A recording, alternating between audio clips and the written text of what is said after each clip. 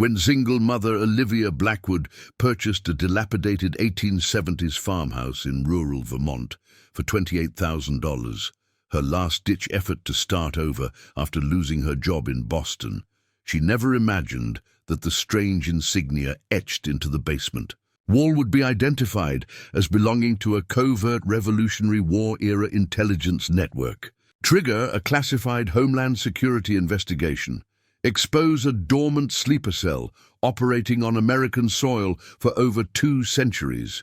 Reveal that her own ancestry traced directly to the nation's first counterintelligence director. And transform her from desperate house flipper to key asset in preventing a modern-day national security threat that had been hiding in plain sight for generations. Before we continue with this incredible story, let me know where you're watching from in the comments below. And if you're as fascinated by hidden history as I am, make sure you hit that subscribe button, because tomorrow's video reveals what the government doesn't want you to know about America's first spy network. Olivia Blackwood pressed her forehead against the steering wheel of her 15-year-old Honda Civic, willing herself not to cry as the GPS announced she had reached her destination. Her 7-year-old daughter Maddie slept in the back seat, surrounded by stuffed animals and whatever else they'd managed to fit into the car when they'd left Boston 3 days earlier. "This can't be it," Olivia whispered to herself, finally looking up at what was supposed to be their new home. The Weaver farmhouse stood, or rather leaned, at the end of a gravel driveway that had been mostly reclaimed by nature. 2 stories of weathered clapboard siding, a sagging roofline with multiple missing shingles, and a wraparound porch that had partially collapsed on one side. The real estate listing had used words like historical charm and investment opportunity. It should have said last resort for the desperate, and desperate was exactly what Olivia was. At 38, with a PhD in American history that had led to a promising career at the prestigious Harrington Museum until budget cuts had eliminated her entire department, she had spent the last 8 months burning through her savings while sending out hundreds of job applications. The final blow had come when her landlord had sold her apartment building to developers, giving tenants 30 days to vacate. That's when she'd found the listing for the Weaver property in New Haven Mills, Vermont, an 1870s farmhouse on 2 acres of land for just $28,000, a price so low it seemed like a mistake until the photos made clear why. But it was a roof, land they would own outright, and a chance to regroup away from the crushing expenses of the city. "Mom, are we there?" Maddie's sleepy voice came from the back seat as she rubbed her eyes, her red curls a tangled mess from sleeping against the window. "We're home, sweetie," Olivia said, trying to infuse the word home with an enthusiasm she didn't feel. "It needs a little work, but it's all ours." Maddie's eyes widened as she took in the dilapidated structure. "It looks like the witch's house from Hansel and Gretel." Olivia laughed despite herself. "Well, no one's getting eaten today. Come on, brave explorer, let's check it out." The key stuck in the lock, requiring Olivia to jiggle it while pushing against the warped door with her shoulder. When it finally gave way, the musty smell of abandonment greeted them. Dust, mildew, and something older, like paper left too long in a damp attic. Inside, weak afternoon light filtered through dirty windows, illuminating a central hallway with rooms branching off either side. The real estate agent, Mr. Caldwell, had warned her that the previous owner, an elderly woman named Eleanor Weaver, had died without relatives, leaving the house vacant for nearly 3 years before the county had put it up for sale to recover. "Back taxes. Can I pick my room?" Maddie asked, her initial trepidation giving way to the natural curiosity of a 7-year-old. "Sure, but be careful. Don't go anywhere that looks unsafe," Olivia cautioned, though the irony wasn't lost on her. The entire house looked unsafe. As Maddie cautiously climbed the creaking stairs, Olivia moved from room to room on the ground floor, mentally cataloguing the work needed. The kitchen's ancient appliances dated to the 1970s. The living room fireplace was clogged with debris. Water stains mapped the ceiling like coffee spills on an old manuscript. But it was structurally sound, according to the inspection report. The foundation was intact. The electrical had been updated sometime in the 1990s, the well water tested clean. With her remaining savings, just over $12,000, and a lot of sweat equity, it could become livable, maybe even sellable at a profit somewhere down the road. She had to believe that, or the enormity of her gamble would crush her. "Mom! Mom! Come see!" Maddie's excited voice called from upstairs. Olivia followed her daughter's voice to a small bedroom at the back of the house, where Maddie was pushing against a wooden panel in the wall. "See? It moves," Maddie demonstrated, and sure enough, the panel slid sideways, revealing a narrow staircase built into the wall. "Servant stairs," Olivia explained, her historian's knowledge kicking in. In old houses, they allowed staff to move around without using the main staircase. "Can we go down them?" Olivia hesitated, then pulled out her phone and turned on its flashlight. "I'll go first. Stay right behind me and hold on to my jacket." The narrow stairs were surprisingly solid, turning twice before emerging through another hidden door into what appeared to be a butler's pantry off the kitchen.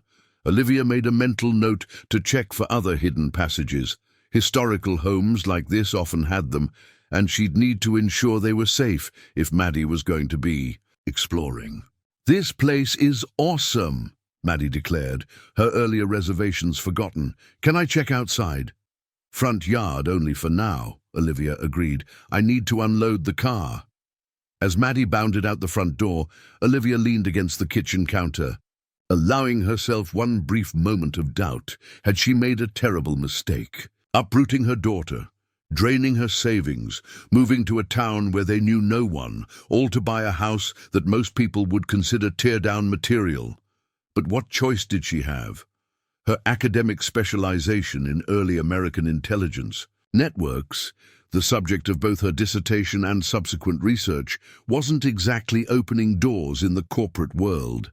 And small-town Vermont might have fewer job prospects than Boston, but it also had a much lower cost of living. If she could renovate this place enough to make it comfortable, her remaining funds could stretch for months while she figured out her next move. The sound of a vehicle on the gravel driveway interrupted her thoughts. Looking out the kitchen window, she saw an old pickup truck parking behind her Honda. A man in his 60s climbed out, carrying what looked like a pie in a covered dish. Stepping onto the porch, Olivia watched as Maddie already chatted animatedly with the visitor. "You must be Dr. Blackwood," the man called, approaching with a friendly wave. "Frank Mitchell. I own the general store in town. Thought I'd welcome you to New Haven Mills." He offered the dish. "My wife's apple pie. Best in the county if the judges can be trusted." "That's incredibly kind," Olivia said, genuinely touched by the gesture. "And please call me Olivia." "Your little one tells me you bought the old Weaver place to fix it up," Frank said, glancing at the house with an expression Olivia couldn't quite read. "Ambitious project. That's a diplomatic way of saying completely insane," Olivia laughed. "But yes, that's the plan. We'll see how it goes." Frank nodded thoughtfully. "Eleanor Weaver kept to herself, especially in her later years. House has been in that family since it was built, back in 1872. Shame to see it fall into disrepair." "Did you know her well?" Olivia asked, always interested in the history of old properties. "Nobody knew Eleanor well," Frank replied. "Weavers have always been private folks, some might say secretive." He paused, then added in a lighter tone, "But they've also always been good neighbors when it counted, like during the big flood of 27 or the blizzard of 78. Weavers opened their doors to folks who needed shelter." Maddie tugged at Olivia's sleeve. "Mom, can I show Mr. Mitchell the secret stairs?" Frank's eyebrows lifted. "Found those already, did you? House is full of little surprises. Eleanor's grandfather was apparently quite the craftsman, added all sorts of clever built-ins." and hidden storage. Some folks say he was a bit eccentric. I'd love to learn more about the house's history, Olivia said. I'm actually a historian by training, specialized in early American history. Something flickered in Frank's eyes. Interest, perhaps. Or caution. Is that so? Well, the Town Historical Society's got some records, I reckon, though the Weavers never shared much about their family history, now that I think about it. As Frank departed with promises of bringing his toolbox over the next day to help with some basic repairs, Olivia and Maddie continued exploring their new home. The second floor had 4 bedrooms, a bathroom badly in need of updating, and access to an attic space that was currently too cluttered to properly investigate. It was the basement, however, that Olivia found most intriguing. Unlike the damp, dirt-floored cellars common in many old New England homes, the Weaver house had a fully finished basement with stone walls, a concrete floor, and built-in shelving units that appeared to be original to the house. Along one wall stood an enormous old workbench, its surface scarred and stained from generations of use. "This looks like it was a workshop," Olivia murmured, running her hands along the smooth, worn wood of the bench. The basement windows were small, but provided enough light to see that the space was relatively clean compared to the rest of the house. As she moved her flashlight across the stone walls, something caught her eye, a section of the wall that looked different from the rest. Moving closer, Olivia examined what appeared to be a deliberate carving in the stone. Not graffiti, but a carefully executed design. It had been partially obscured by a bookshelf, as if someone had intentionally tried to hide it. The insignia was about the size of her hand, a circle containing what looked like a bird, perhaps an eagle, with 13 stars arranged in an unusual pattern. Below it were carved symbols that resembled letters, but in no alphabet Olivia recognized immediately. And beneath those, barely visible, a date, 1776. "Revolutionary War era," she whispered, her historian's mind instantly cataloguing possibilities. The 13 stars obviously represented the original colonies, but the configuration was unlike any historical flag or seal she'd studied. Taking out her phone, Olivia photographed the insignia from several angles, making sure to capture the strange characters beneath it. As an academic who had specialized in early American intelligence networks, something about this symbol nagged at her memory, like a footnote in a text she'd read years ago. The sound of Maddie calling from upstairs pulled her away from the mysterious, a carving. As she climbed the basement stairs, Olivia couldn't shake the feeling that she was missing something obvious about the insignia. Why would someone carve such an elaborate symbol into a basement wall and then hide it? And why did it feel somehow familiar? That evening, after a dinner of takeout from the only restaurant in New Haven Mills, a family diner called Maple Street Cafe, and getting Maddie settled into her sleeping bag, their furniture wouldn't arrive. For another 2 days, Olivia sat on the living room floor with her laptop, searching through academic databases she still had access to through former colleagues.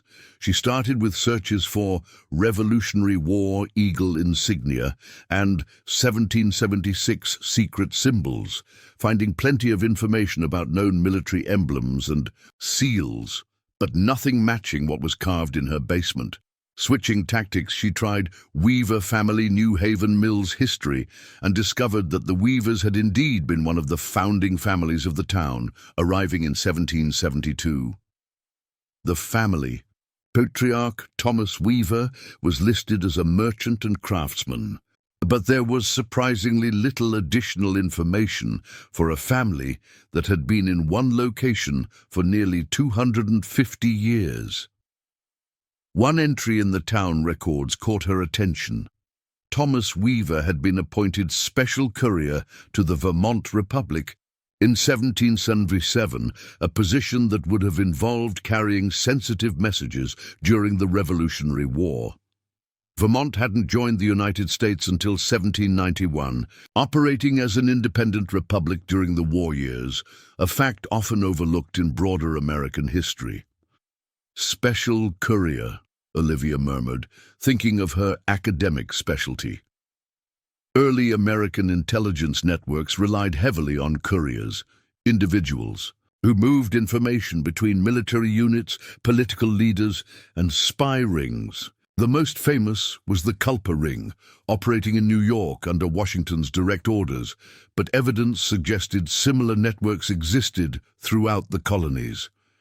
Her search was interrupted by an email notification, a response from a former professor she'd contacted about job opportunities in Vermont.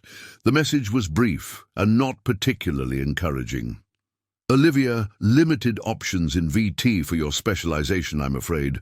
Middlebury might have visiting lecturer positions next fall." On an unrelated note, weren't you doing research on Culper Ring variations for your dissertation? Colleague at Georgetown, looking into regional intelligence networks, 1775-1780, might be worth connecting. We'll forward your info. Bradford. The timing was uncanny. Just as she discovered a potential connection to Revolutionary War intelligence, in her new home, a research opportunity in exactly that field appeared. Olivia felt a tingle of excitement, the kind she used to get when connecting historical dots in her academic work. With renewed focus, Olivia searched for Revolutionary War Vermont Intelligence Network and found scattered references to messages carried between military outposts along the Lake Champlain corridor, but nothing substantial about organized spy rings. New Haven Mills wasn't even mentioned. She was about to try another search when a loud thump from upstairs startled her. Setting her laptop aside, she called, "Maddie, you okay up there?" No response. Heart racing, Olivia grabbed her phone and hurried upstairs. She'd left Maddie sleeping in what would become her bedroom, a small room with faded flowered wallpaper that the little girl had immediately claimed as perfect for a princess. Pushing open the door, relief flooded through her as she saw Maddie still curled in her sleeping bag, breathing deeply. But what had made the noise? A second thump, softer this time, came from the room across the hall. What appeared to have been a small study or sewing room. Olivia approached cautiously, phone ready to call 911 if necessary. Inside, moonlight illuminated the source of the noise. A book had fallen from a high shelf that she hadn't noticed earlier, half hidden behind a dusty curtain. As she watched, a second book slid off the shelf and landed with a soft thud on the worn wooden floor. "Settling house," Olivia whispered to herself. Old buildings shifted and settled, especially after temperature changes. The cool night air must have caused boards to contract, tilting the shelf just enough for the books to slide off. Curious, she picked up the fallen volumes. They were leather-bound journals, their pages yellowed with age. Opening the first one, she found neat handwriting dated 1893, apparently the personal diary of Abigail Weaver, according to the inscription on the first page. Olivia felt a historian's thrill at finding primary source material. These journals might provide insight into the family that had built and maintained this house for generations, and possibly explain the strange insignia in the basement. Taking the books downstairs to Lee, where she'd set up a makeshift living area, Olivia carefully began to read. Abigail's 1893 journal mostly contained domestic notes, household accounts, weather observations, local gossip, but several entries stood out. April 18th, 1893. Received the quarterly letter today. Father insists I maintain the tradition, though I see little purpose in it after all these years. The old codes seem quaint now, like playing at spies. Still, family duty must be honored. May 30th, 1893. Showed Jonathan the mark today and explained his heritage. He is young yet, only 16, but the responsibility must pass to the next generation. He seemed more interested in the mechanism of the shelf than in the history it protects. Boys and Their Mechanical Minds. September 4th, 1893. Visitor from Washington today. No name given, as is tradition, but he carried the correct token. Verified the integrity of the wall and departed satisfied. I sometimes wonder if anyone in the government still knows what we guard, or if we weavers are the only ones who remember. Olivia read these entries with increasing excitement. The references to codes, marks, and mysterious visitors from Washington suggested that the Weaver family had indeed been involved in something secretive, something that continued long after the Revolutionary War had ended. The second journal, dated 1923-1925, belonged to Jonathan Weaver, apparently Abigail's son. His entries were more technical, with detailed notes about maintaining various aspects of the house, including something called the mechanisms that required regular oiling. But scattered among these practical entries were more cryptic notes. December 12, 1924, quarterly confirmation sent as required. Used father's codebook rather than the modern cipher. Seems safer given current uncertainties in the department. The old ways endure for good reason. February 3rd, 1925. Strengthened the wall concealment. The new shelving system should appear. Entirely ordinary, while providing better protection for the mark. Ellis from the department approved the design, though he knows only that something must be hidden, not what it signifies. Better that way. As Olivia was about to start on a third entry, her laptop chimed with an incoming email. The timestamp read 12:37 a.m., an unusual hour for professional correspondence. Dr. Blackwood, Professor Bradford shared your contact information. I'm Dr. Samuel Garrett, Georgetown University, researching regional variations of Revolutionary War intelligence networks. Understand this was your specialty. Would value your insights. Also, heard you recently acquired property in New Haven. Mills VT, area of particular interest to my research. Would you be open to a call tomorrow? Urgent matter. Dr. Garrett. Olivia stared at the screen, a chill running through her that had nothing to do with the drafty house. How would this Dr. Garrett know she had purchased property in New Haven Mills? She'd only told a handful of people, and the closing had just happened days ago. She was composing a cautious reply when headlights swept across the living room window. Unusual for nearly midnight on a rural road with only two other houses nearby, both of which appeared vacant. The vehicle slowed as it passed her driveway, then continued down the road. Setting aside her laptop, Olivia moved to the window and peered out into the darkness. The taillights of what appeared to be a black SUV disappeared around the bend. Probably just someone lost, she told herself, though she double-checked that. The doors were locked before returning to the journals. The next hour yielded more cryptic references. A sentinel duty that passed through generations of weavers. Mentions of the department that never specified which government agency was involved. And repeated references to the mark that must be protected. Olivia couldn't help connecting these journal entries to the strange insignia in the basement. Was that the mark the weavers had been protecting? And if so, what made a carved emblem so important that a family would guard it for generations? As the night deepened, Olivia found herself creating a timeline on her laptop. 72. Thomas Weaver. Arrives in what will become New Haven Mills, 1776. Date carved on basement insignia, said in 77. Thomas appointed special courier to Vermont Republic, said in 91. Vermont joins United States, 70s. Current house built by weavers, 1893-1925.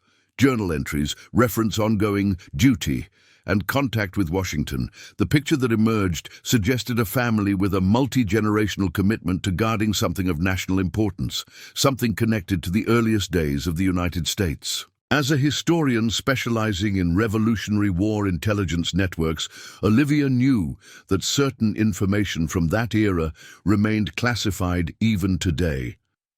Codes, agent identities, and certain operations had been protected for centuries. But why? Would an intelligence-related insignia be carved permanently into a basement wall? Typically, such sensitive information was kept in ways that could be easily destroyed if needed. Unless it's not what's on the wall, Olivia whispered to herself. It's what's behind it. The realization came with a certainty that surprised her. The insignia wasn't just a mark to be protected. It was a marker indicating something hidden within or behind the wall itself, something that had been important enough for generations of weavers to guard and for mysterious government representatives to check on periodically.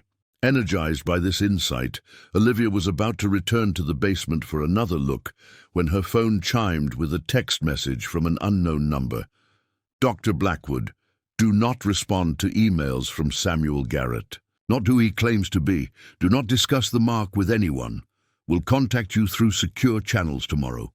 Maintain the watch. Department 4. Olivia stared at the message, her heart pounding. Department 4S? She'd never heard of any government agency with that designation. And how had they gotten her phone number or known about her communication with Garrett? As if triggered by the text, headlights again appeared on the road. This time, the vehicle, definitely a black SUV, turned into her driveway.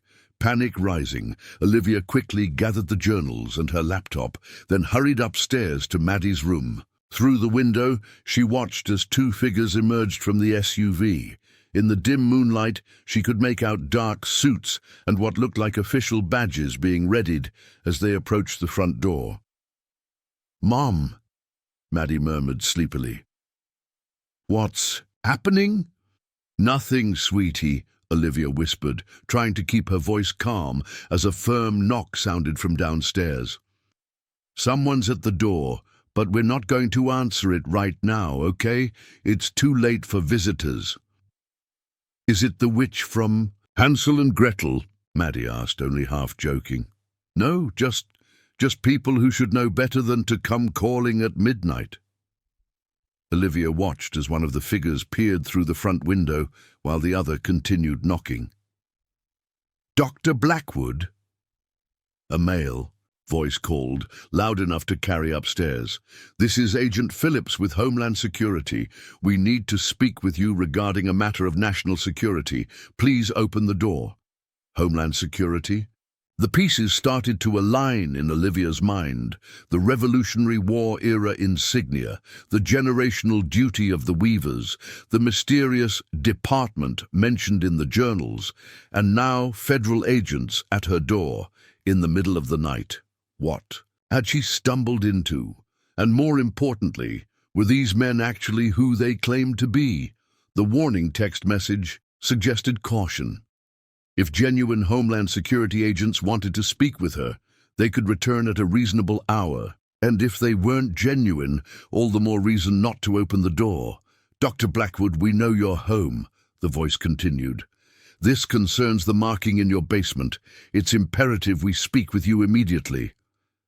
How did they know about the insignia already? Olivia had only discovered it hours ago and had shared it with no one, unless someone had been watching the house all along, waiting for the new owner to find what the Weaver family had protected for generations.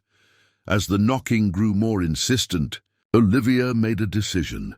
Gathering Maddie in her arms, she whispered, "Remember those secret stairs we found? We're going to play a game. We need to use those stairs and be very, very quiet."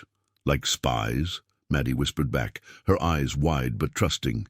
"Exactly like spies," Olivia agreed, her mind racing ahead to what they would do after reaching the kitchen. The back door, too obvious. The basement, possibly a trap. Then she remembered Frank Mitchell mentioning that the house was full of little surprises. What if the servant stairs weren't the only hidden passage? As the knocking turned to pounding, Olivia and Maddie slipped through the hidden panel and descended the narrow stairs, guided by the flashlight on Olivia's phone. The journals and laptop clutched against her chest felt suddenly significant, evidence of whatever secret the Weaver family had been guarding. Downstairs, the sound of breaking glass confirmed her fears. The agents were forcing entry. Homeland Security would have a warrant, would announce it clearly, would follow protocols. This forced entry in the middle of the night felt wrong. In the kitchen, Olivia frantically searched for another hidden exit, running her hands along walls and baseboards. Nothing. "Mom, what about under the stairs?" Maddie whispered, pointing to the cupboard beneath the main staircase. It was a long shot, but with heavy footsteps now inside the house, they had few options. Pulling open the cupboard door, Olivia shined her light inside, expecting to find just storage space. Instead, the beam illuminated another panel at the back of the cupboard, this one with a small, almost invisible keyhole. "No key," Olivia muttered, desperately, as voices in the front hall grew closer. "Try this," Maddie said, reaching up to the top of the doorframe and retrieving a small brass key. "I saw it earlier when we were exploring. I thought it was treasure." With trembling fingers, Olivia inserted the key into the lock. It turned with surprising ease, as if regularly maintained despite the house's overall decay. The panel swung inward, revealing a narrow tunnel that appeared to lead under the house. "In you go," Olivia whispered, helping Maddie into the space. "Quick now." As Olivia followed, pulling the panel closed behind them, just as flashlight beams penetrated the kitchen, she couldn't help thinking that she had inadvertently stepped into the role the Weavers had maintained for centuries. Guardian of whatever. Secret lay hidden in this house. The tunnel stretched ahead, surprisingly well constructed and free of debris. Olivia's historian mind registered that this was no crude escape route. This was engineered with precision, part of the house's original design. Whatever the Weavers had been protecting, they had taken their duty seriously enough to create an elaborate system of hidden passages. As they crawled forward into the unknown, one thought kept circling in Olivia's mind. The insignia in the basement wasn't just a historical curiosity. It was a warning, a marker, a clue to something that remained important enough for armed men to break into her home in the middle of the night. Her $28,000 desperate gamble on a dilapidated farmhouse had just become complicated in ways she could never have imagined. But as a historian who had spent her career studying the secret networks that helped birth a nation, she couldn't help feeling a sense of purpose amidst the fear. The Weavers had maintained their watch for generations. Now, it seemed, that duty had passed to her. The tunnel beneath the Weaver house was surprisingly well constructed, not the rough-hewn passage Olivia had expected, but a carefully engineered space with wooden supports and a packed earth floor. Her phone's flashlight revealed cobwebs, but little dust, suggesting the passage saw occasional use despite the house's general state of neglect. "Where does it go, Mom?" Maddie whispered, her small hand clutching Olivia's as they moved forward. "In a half-crouch." "I'm not sure, sweetie," Olivia replied, trying to project a confidence she didn't feel. "But I think it might lead us somewhere safe." The tunnel ran straight for about 50 feet before turning sharply right. At the bend, Olivia noticed something affixed to the wall, another carving of the eagle insignia, this one smaller than the basement version, but clearly the same design. Beneath it, what appeared to be a metal plate had been mounted flush with the wooden support beam. Examining it more closely, Olivia realized it wasn't just decorative. The plate had a small indentation that matched the shape of the brass key Maddie had found. "Should I try it?" she whispered to Maddie, who nodded, eyes wide with a mixture of fear and excitement. The key slid into the indentation and turned with a series of mechanical clicks that seemed impossibly loud in the confined space. To Olivia's surprise, a section of the tunnel wall slid open, revealing a small chamber about the size of a walk-in. "Closet," Inside, illuminated by her flashlight, stood a wooden cabinet with glass doors. It contained what appeared to be old books, folders of documents, and several small wooden boxes. Against the opposite wall sat an antique desk with a chair, positioned as if waiting for someone to sit down and work.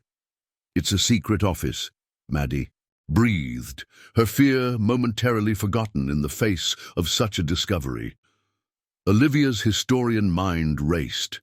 This wasn't just a panic room or emergency hideout. This was a functioning workspace, deliberately concealed and apparently maintained for generations. The Weavers hadn't just been protecting an insignia, they'd been guarding an entire archive of some kind.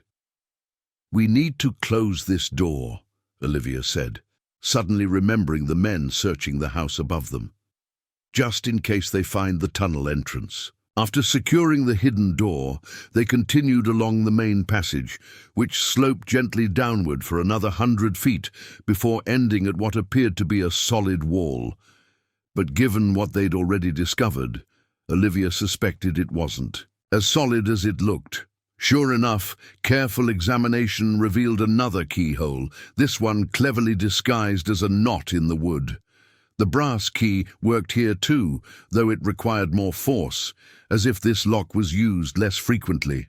The exit, a door, for that's what it proved to be, opened onto the hillside behind the house, completely hidden from view by thick bushes.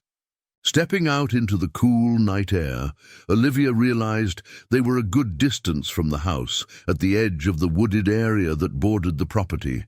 Through the trees, she could see lights moving inside the farmhouse, flashlights sweeping, room to room, as the intruders continued their search. 2 black SUVs now sat in the driveway, their government plates clearly visible in the moonlight. "What do we do now?" Maddie asked, shivering slightly in the night air. It was a good question. They couldn't return to the house while the men were still there. They had no car, since Olivia's Honda was parked in plain sight in the driveway. And while they could possibly walk to town, the sight of a woman and child trudging along rural roads at 1 in the morning would surely attract attention if the men had posted lookouts. "We need help," Olivia decided, thumbing through her phone contacts. The obvious choice was Frank Mitchell, the storekeeper who'd welcomed them earlier. He lived in town, knew the area, and had seemed genuinely friendly. But could she trust him? What if he was somehow connected to whatever she'd stumbled into?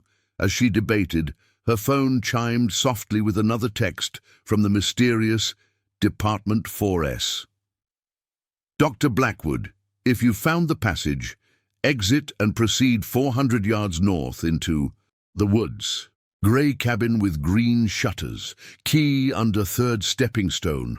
Wait there. Do not contact local authorities. Compromised. North would be..." Olivia oriented herself using the stars and the position of the house. That direction, into the deeper woods. The message was eerily specific, as if whoever sent it knew not only about the tunnel but expected her to use it. But was following instructions from an unknown texter any safer than dealing with the self-proclaimed agents searching her house? "Mom, I'm cold," Maddie said, bringing Olivia back to their immediate situation. Whatever was happening, she needed to get her daughter somewhere safe and warm. "Let's try to find that cabin," she decided, taking Maddie's hand. "But we'll be super careful, okay? If anything seems wrong, we'll leave right away." They made their way through the woods, Olivia using her phone's flashlight sparingly to avoid detection. The forest was dense, but not impassable, with what appeared to be an old trail winding through the trees. After about 10 minutes of careful walking, they spotted it, a small grey cabin with dark green shutters, just as the text had described. It looked unoccupied, with no lights or vehicles visible. Approaching cautiously, Olivia found the 3rd stepping stone leading to the front door, and as promised, a key underneath. "Wait here," she told Maddie, positioning her behind a large tree a few yards from the cabin. "I'll check inside first." The key turned smoothly in the lock, suggesting regular use, despite the cabin's weather-beaten exterior. Inside, Olivia's flashlight revealed a simple one-room structure with a small kitchenette, a living area with a sofa and wood stove, and a curtained alcove that presumably contained a bed. What caught her attention, however, was the modern communications. Equipment installed along one wall, a laptop, what appeared to be a satellite phone, and several devices she didn't recognize.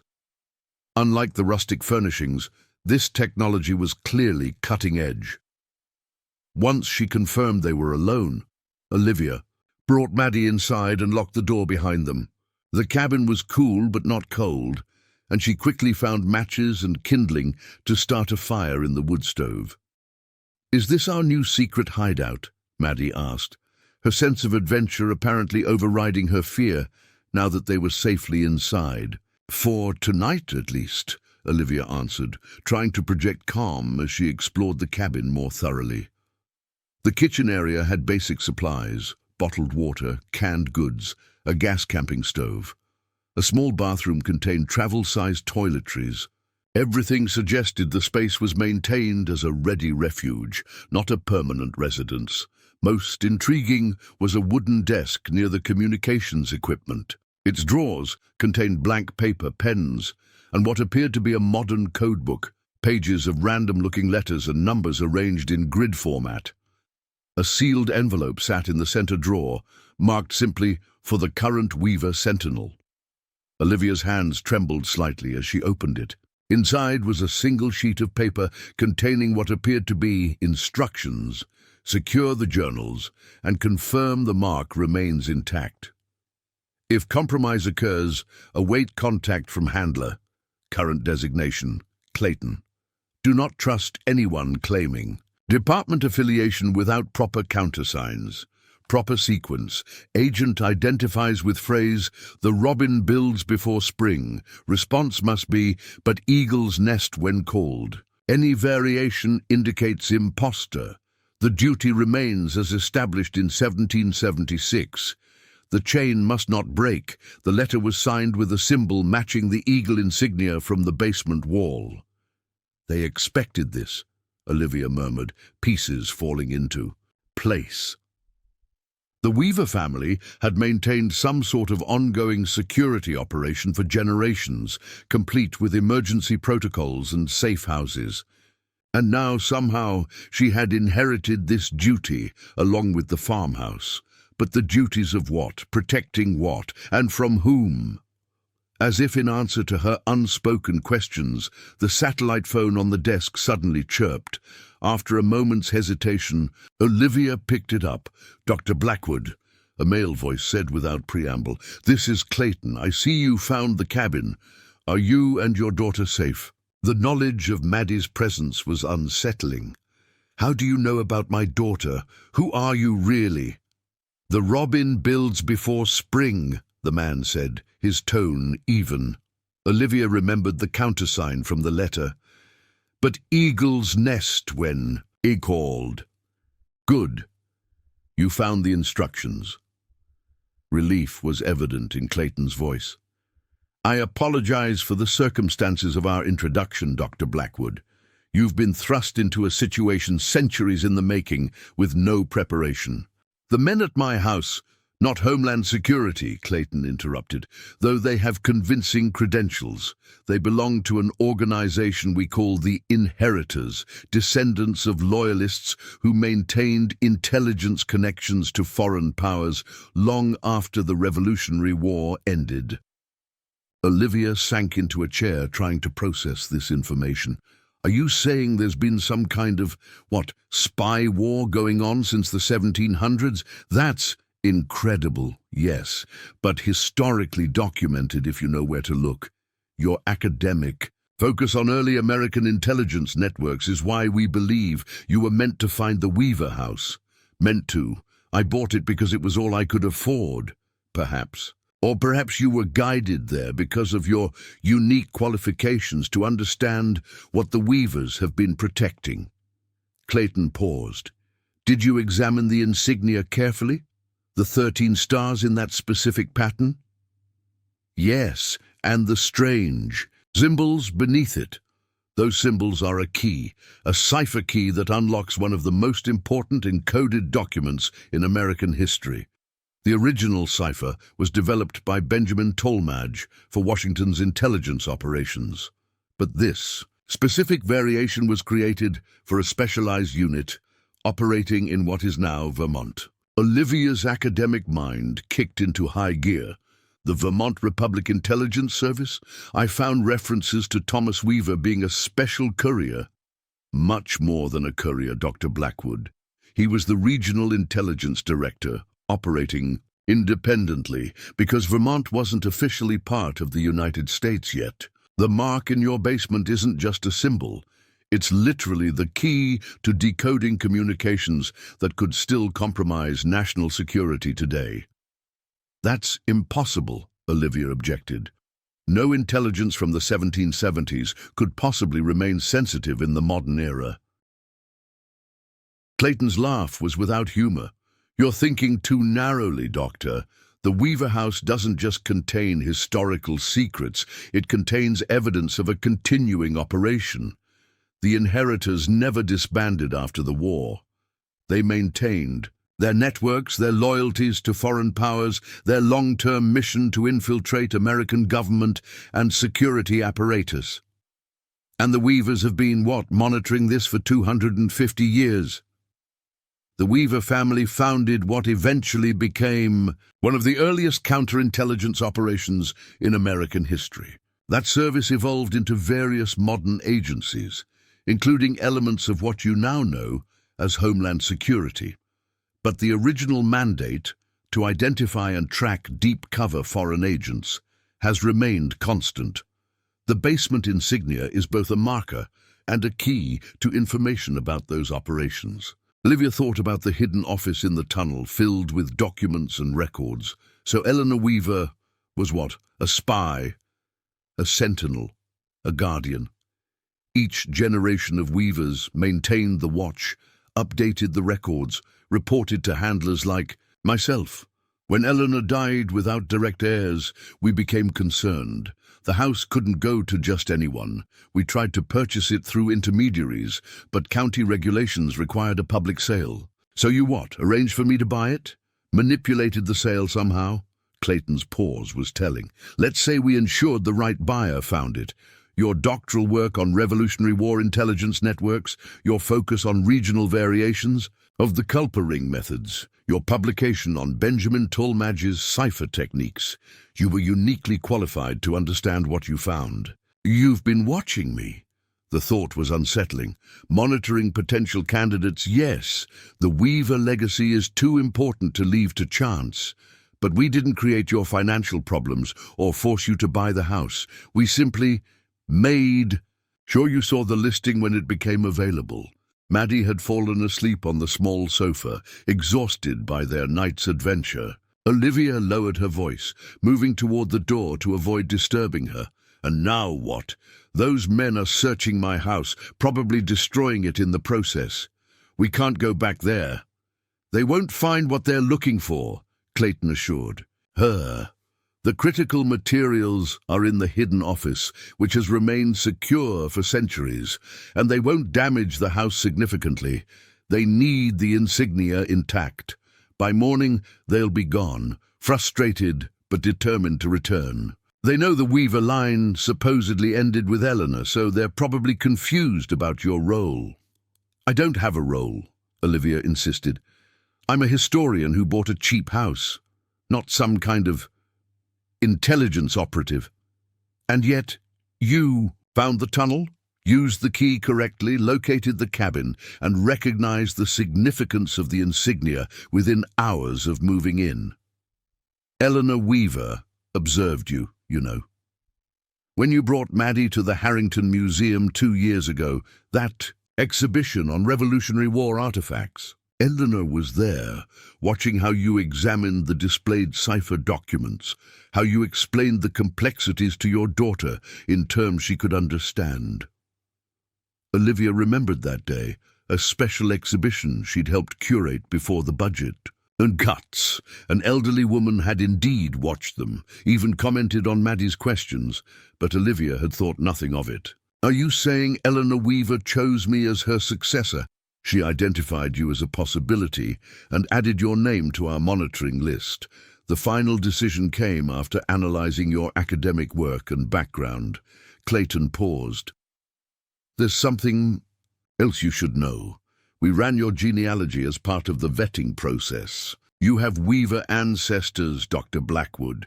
Your great-great-grandmother was Sarah Weaver, who left Vermont in 1879. You're a distant cousin of the main line." This revelation left Olivia speechless. She'd done some genealogical research years ago, but had hit brick walls around her great-grandparents. The possibility that she was actually related to the Weavers, however distantly, added another layer of strangeness to an already bizarre situation. "Blood connection or not," Clayton continued, "you're now the caretaker of the Weaver legacy. The question is what you intend to do with it." "Do with it? I intended to renovate a house, not inherit a centuries-old espionage operation." "Nevertheless, that's what's happened, and the timing couldn't be more critical. The inheritors have become increasingly active in the past year. We've detected communication patterns suggesting they're planning something significant.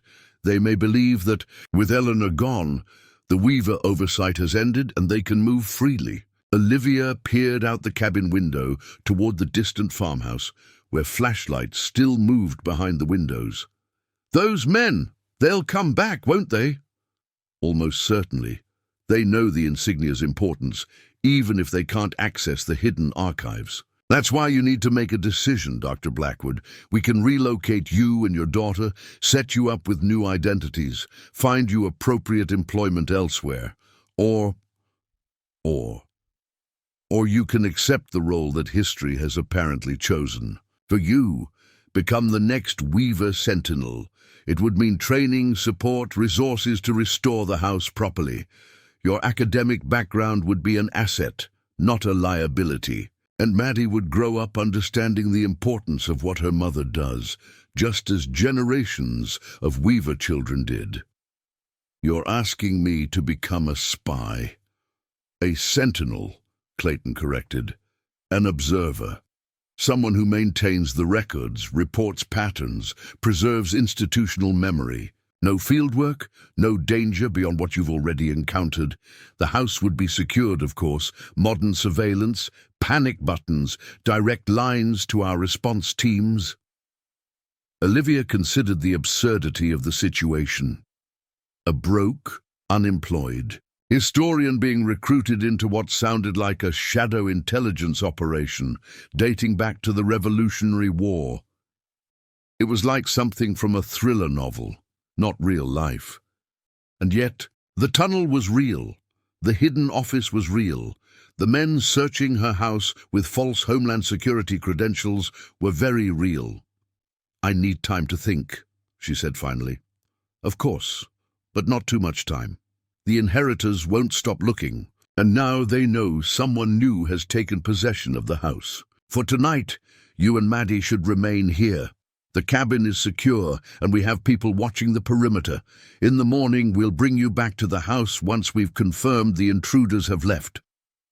After Clayton disconnected, Olivia sank onto the sofa beside her sleeping daughter, mind reeling from everything she'd learned. The journals she'd brought with her now took on new significance. Not just family diaries, but records of a continuing intelligence operation spanning centuries. Unable to sleep, she began reading Jonathan Weaver's entries from 1924-1925 more carefully. What she had initially taken for cryptic references to house maintenance now revealed themselves as coded updates on surveillance activities. The mechanisms weren't part of the house. They were human assets, agents reporting to Jonathan about suspected inheritor activities. One entry from March 1925 caught her attention. Confirmed that R has taken position at State Department as arranged. 3 generations of planning coming to fruition. Ellis believes they're finally positioned to access diplomatic cipher codes, adjusted surveillance accordingly. The pattern remains consistent: patience, infiltration, acquisition. Always the long game with these people. The parallels to Clayton's warning about current inheritor activities were striking. This wasn't just history, it was an ongoing counterintelligence operation that had somehow remained hidden within official government structures for generations. As dawn approached, Olivia heard vehicles on the distant road, the black SUVs leaving her property. Through the cabin window, she watched their headlights recede toward town. Her phone chimed with another text from Department 4S. House clear. Will send escort at 8 a.m. Decision required by noon. The duty remains. Maddie stirred, blinking sleepily, up at her mother. Are we going home now? Home. Such a simple concept, and yet it had become incredibly complicated overnight. The dilapidated farmhouse she'd purchased out of desperation was apparently a long-standing intelligence asset, its previous owners part of a covert operation dating back to the American Revolution. And now she was being asked to continue that. Legacy soon, sweetie, Olivia promised, smoothing Maddie's tangled curls. We just need to wait a little longer. Did the bad men find the eagle mark? Maddie asked, surprising Olivia with her perception. I don't think so. How did you know they were looking for that? Maddie shrugged in that uniquely childlike way that suggested the answer was obvious. Because it's special. I could tell when you were looking at it. And the secret tunnels and the hidden room with all the books, they're for protecting the eagle, right? Out of the mouths of babes, Olivia thought. Her 7-year-old had grasped the essential truth of the situation without needing any elaborate briefing. That's right, she acknowledged. The eagle mark is special, and the Weaver family, the people who built our house, have been protecting it for a very long time, and now we have to protect it, Maddie asked. The simple question cut through all the confusion and uncertainty of the past 12 hours. Someone did need to protect it, not just the physical insignia, but everything it represented. The long vigilance of the Weavers, the historical record of a shadow conflict that had shaped American security for generations. Who better than a historian who specialized in exactly this period and these operations? Who better than someone who could understand the context, interpret the records, recognize the patterns that might otherwise be missed? By the time their escort arrived, a friendly-looking woman who introduced herself only as Jenna, Olivia had reached her decision. As they drove back to the farmhouse, she observed how different it looked in the morning light. Still dilapidated, still in desperate need of renovation, but somehow more purposeful. It wasn't just a cheap house she'd bought in desperation. It was a link in a chain stretching back to the nation's founding. Clayton was waiting on the porch, a tall man in his 50s with salt and pepper hair and the watchful eyes of someone accustomed to noticing details. He wore casual clothes, jeans and a flannel shirt that wouldn't attract attention in rural Vermont, but his posture suggested military or law enforcement background. The house is secure, he said as they approached. They searched thoroughly, but didn't find the tunnel entrance. They did take extensive photographs of the basement insignia. What will they do with those? Olivia asked. Try to decipher what they believe is encoded in the stars and symbols. They'll fail. The insignia is only half the key. The cipher methods are in the hidden archives, which they didn't locate. Clayton studied her face. Have you reached a decision, Dr. Blackwood? Olivia glanced at Maddie, who was already running toward the porch swing, apparently unfazed by the night's adventures. If I agree to this, my daughter's safety is the priority, she said firmly. I won't have her living in fear or danger. Agreed. We've maintained this operation for generations without endangering the children of sentinels. The Weaver children always grew up knowing they were part of something important, but the full scope was only revealed when they were adults. Olivia took a deep breath. I have conditions. First, I need resources to properly restore this house, not just for appearances, but because it's my home, and Maddie deserves a safe, comfortable place to live. Clayton nodded. Already arranged. We have contractors who understand discretion and a renovation budget allocated. Second, I need legitimate employment, something that uses my historical expertise but allows me to remain here. I can't just take money from some shadow government agency. The local college is looking for a history professor. The position would be part-time, allowing you to balance academic work with your sentinel duties. The salary is modest but adequate when combined with the stipend we provide for maintenance of a historical intelligence asset. Olivia raised an eyebrow. You've thought of everything. We've had a contingency plan since Eleanor's health began failing 3 years ago. When she identified you as a possible successor, we expanded those plans accordingly. Looking toward the house, her house, Olivia made the final decision.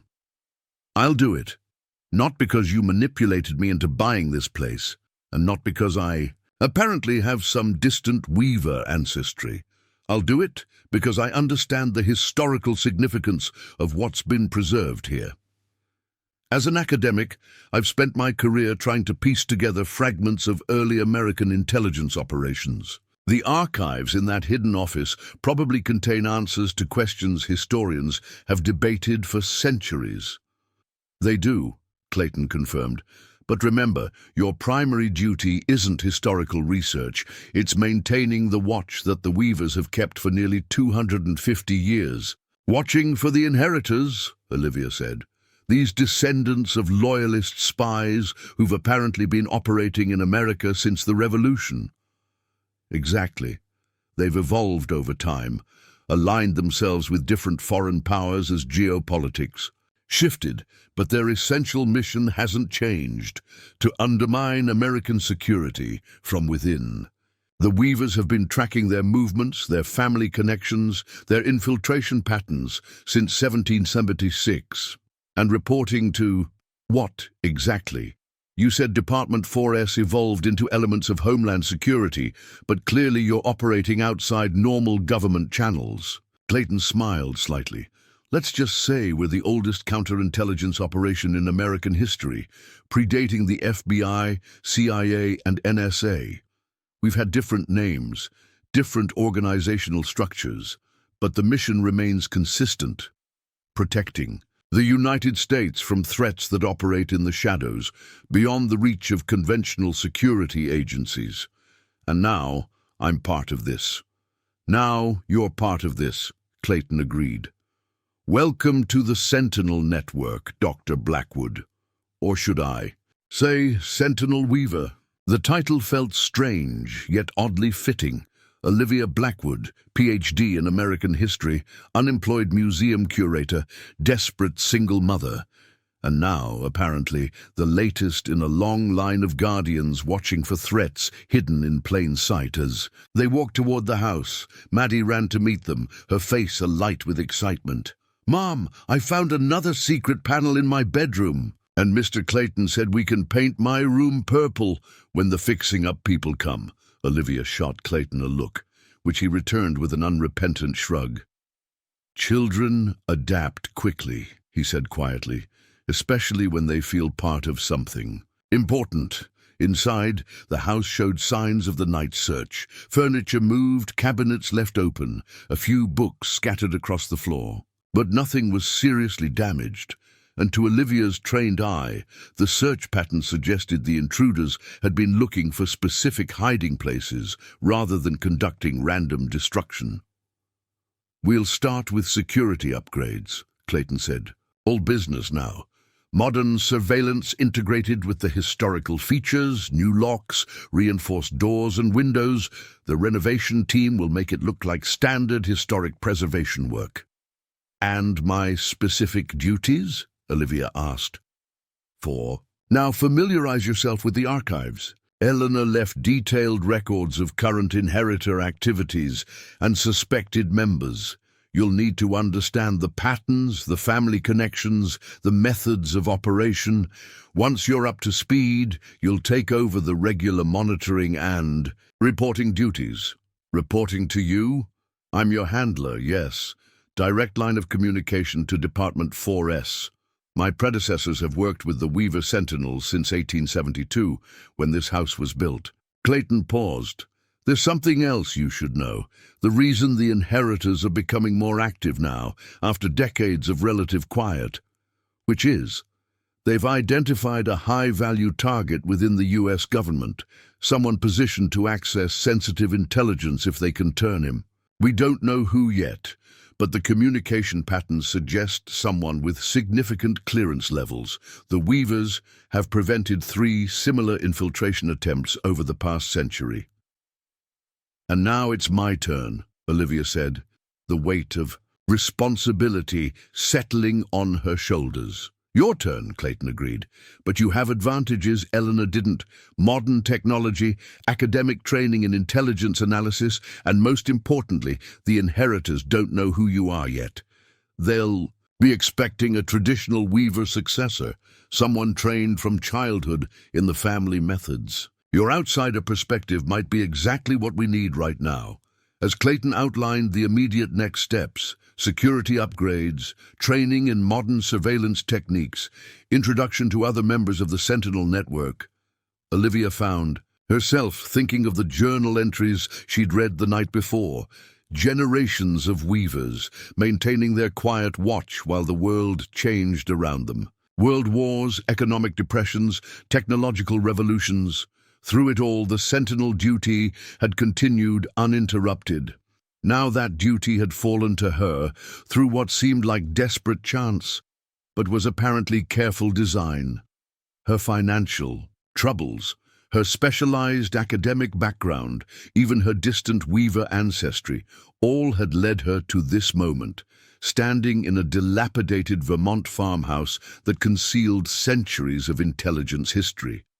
The mark in the basement, she said. Suddenly, you said it's half of a cipher key. What's the other half? Clayton's expression revealed nothing. That's something you'll discover as your training progresses. For now, it's enough to know that the Insignia is secure and the archives remain intact. Another test, Olivia realized. Trust would be earned gradually, even though she'd already committed to the role. As they walked through the house, discussing renovation plans and security upgrades, Maddie trailed behind them, occasionally asking surprisingly insightful questions about the secret house parts and whether they could keep them when the repairs were done. Clayton answered her patiently, never talking down to her, treating her questions with the same seriousness he gave to Olivia's. By mid-afternoon, the initial plans were in place. Construction crews would arrive Monday to begin work. Security specialists would install the first wave of surveillance equipment over the weekend. Olivia would start reviewing the archived materials under Clayton's guidance, prioritizing the most recent inheritor activities. As Clayton prepared to leave, he handed Olivia a small wooden box. Eleanor wanted her successor to have this, he said. It's been passed down through generations of Weaver Sentinels. Inside the box lay a silver pendant, an exact replica of the basement insignia, eagle and stars rendered in delicate metalwork. On the reverse side, words were engraved in flowing script. The chain remains unbroken, 1776-2024. It's beautiful, Olivia said, genuinely moved by this connection to the woman whose life's work she was inheriting. It's also functional, Clayton said with a slight smile. The stars align to form a specific template that, when overlaid on encoded documents, reveals hidden text. But primarily, it's a symbol of the commitment each Sentinel makes to maintain the watch, to preserve the intelligence, to protect the operation. As she fastened the pendant around her neck, Olivia felt a curious sense of rightness, as if pieces of her life that had seemed random and disconnected were suddenly revealing themselves as part of a coherent pattern. her academic focus on revolutionary war intelligence, her financial difficulties that led her to this house, even her skills as a single mother accustomed to managing complex responsibilities alone, all had prepared her for this unexpected role. "The duty remains," she said, echoing the phrase from the text messages and journals. "The duty remains," Clayton confirmed. "Welcome home, Sentinel Weaver." As he drove away, Olivia stood on the porch of the dilapidated farmhouse that had just become so much more than a desperate last resort. It was a link in a chain, stretching back to the nation's founding, a post in a vigilance that had never faltered through nearly 250 years of American history. Maddie joined her, slipping a small hand into hers. "Are we going to be okay here, Mom?" Olivia looked down at her daughter, then back at the house with its hidden passages, concealed archives, and centuries of secrets. "Yes," she said with newfound certainty. "I think we're exactly where we're supposed to be." The insignia pendant rested against her skin, cool and somehow reassuring, a tangible connection to Eleanor Weaver and all the sentinels before her. Whatever came next, renovation challenges, learning the archives, monitoring inheritor activities, she would face it with the same determination that had carried her through the hardest moments of her life. The chain would remain unbroken. The watch would continue, and somewhere in the shadow history preserved within these walls lay answers not just to academic questions about America's founding, but to current threats against its security. Dr. Olivia Blackwood, unemployed historian, broke single mother, desperate house buyer, had arrived at the Weaver farmhouse less than 24 hours ago. Now, as the afternoon sun cast long shadows across the sagging porch, Sentinel Weaver looked toward the uncertain future with a strange new purpose. The duty remained. And now, so did she. 3 weeks after discovering the insignia in her basement, Olivia sat at the antique desk in the hidden tunnel office, surrounded by file boxes dating back to the early 1900s. The renovation of the farmhouse was proceeding, rapidly above, a team of contractors who asked no questions about the unusual security requirements or the sections of the house they were instructed not to disturb. Maddie had adapted to their new circumstances with remarkable resilience, treating the entire experience as an exciting adventure. She'd started school in New Haven Mills, making friends quickly and sharing carefully edited stories about the old house with secret places they were fixing up. Clayton had coached her on what details were safe to share and which needed to remain private, a conversation that had impressed Olivia with its balance of honesty and discretion. "She's a natural sentinel," Clayton had observed. "Weaver blood showing through." The hidden office had become Olivia's sanctuary, a place to absorb the generations of intelligence gathered by her predecessors. The scale of the operation was staggering. The Weavers hadn't just been passive observers. They'd coordinated a network of informants, maintained detailed genealogies of suspected inheritor families, and documented patterns of infiltration across multiple government agencies. Olivia's historian training proved invaluable as she pieced together the larger narrative. The inheritors had begun as loyalists with connections to British intelligence during the Revolutionary War. After the British defeat, they had maintained their networks, shifting allegiances as geopolitics evolved, supporting French interests. During the Napoleonic era, Confederate causes during the Civil War, German objectives during both World Wars, and Soviet aims during the Cold War. "Always on the wrong side of American interests," she murmured, reviewing Eleanor Weaver's meticulous notes from the 1980s and 90s. "But always playing the long game." What emerged most clearly was the inheritors' patience. They placed agents, not for immediate intelligence gathering, but to establish positions from which their children or grandchildren might access sensitive information decades later. Family connections were cultivated carefully, marriages arranged to position descendants near centers of power. It wasn't espionage in the conventional sense, it was generational infiltration. The most recent files showed a shift in tactics following the fall of the Soviet Union. With their traditional foreign sponsors in disarray, the inheritors had seemingly fragmented, different factions aligning with various international interests, some with emerging Russian oligarchs, others with Chinese technology initiatives, still others with non-state actors pursuing ideological agendas. Eleanor's final entries, dated just months before her death, expressed concern about increased communication among these previously separate factions. Convergence pattern suggests coordinated operation in development, she had written. Target likely within intelligence community given surveillance focus on Langley personnel. A knock at the hidden door interrupted Olivia's reading. She pressed the release mechanism, revealing Clayton with a laptop and several folders. "Progress?" he asked, setting his materials on the desk. "I'm starting to understand the patterns," Olivia replied.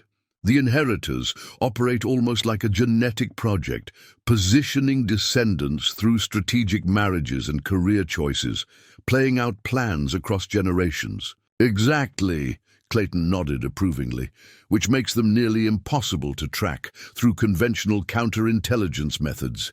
Agencies look for current threats, active operations. The inheritors' timeframe makes them invisible to standard surveillance."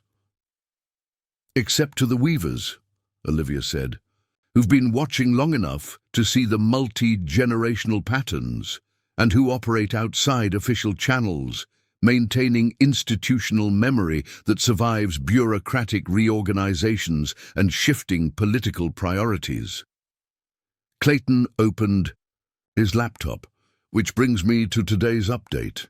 We've identified increased activity around a particular target. Deputy Director Marshall at the National Security Agency. He pulled up a photograph of a distinguished-looking man in his 50s.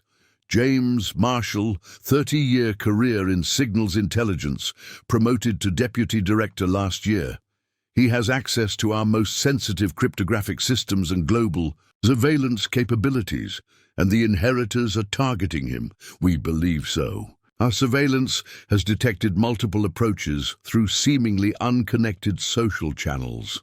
A new neighbor who happens to share his interest in sailing, a financial advisor recommended through his alumni network, even his daughter's piano teacher, all with hidden connections to known inheritor families.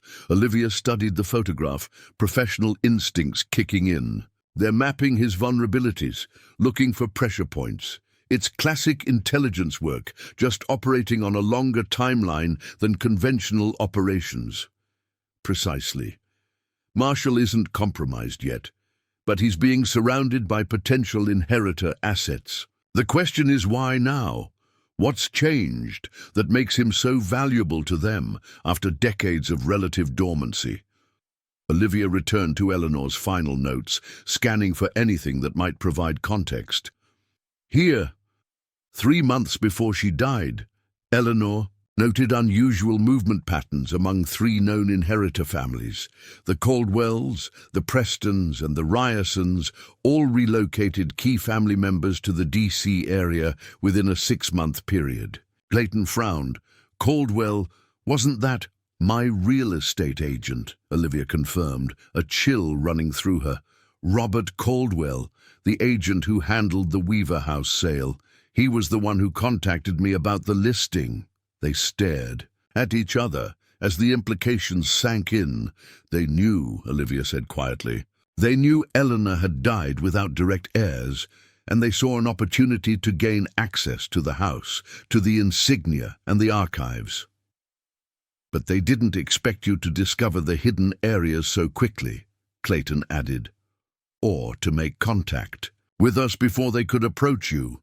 Caldwell showed me the house, handled the paperwork, gave me the keys, but he never mentioned the historical significance of the property or the Weaver family. He described it as just an old house that needs work." Olivia rubbed her temples.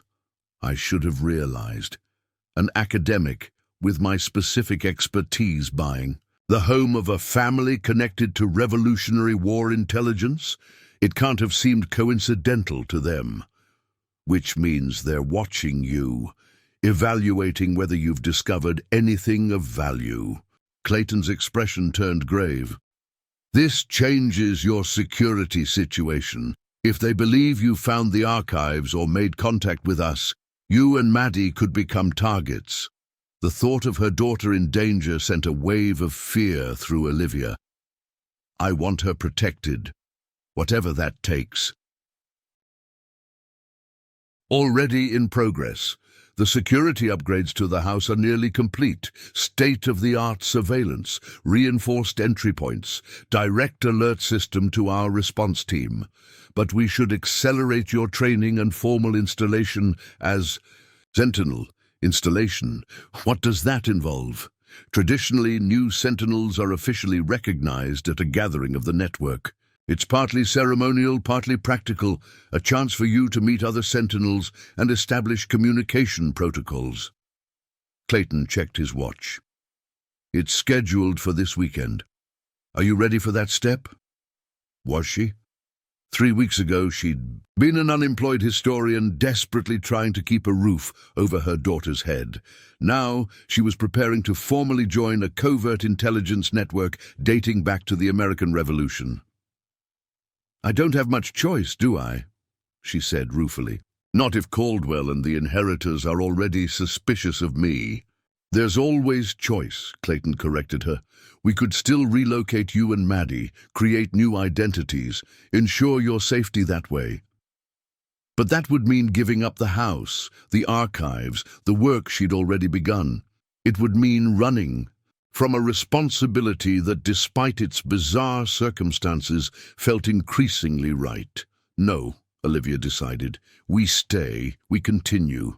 If the Weavers maintained this watch through world wars and depressions and everything else the last 250 years, through at them I can handle some suspicious real estate agents. Clayton's smile held approval. I'll make the arrangements. The gathering will be Saturday evening at a secure location about an hour from here. Maddie can stay with our trusted childcare team. Other Sentinel children will be there too.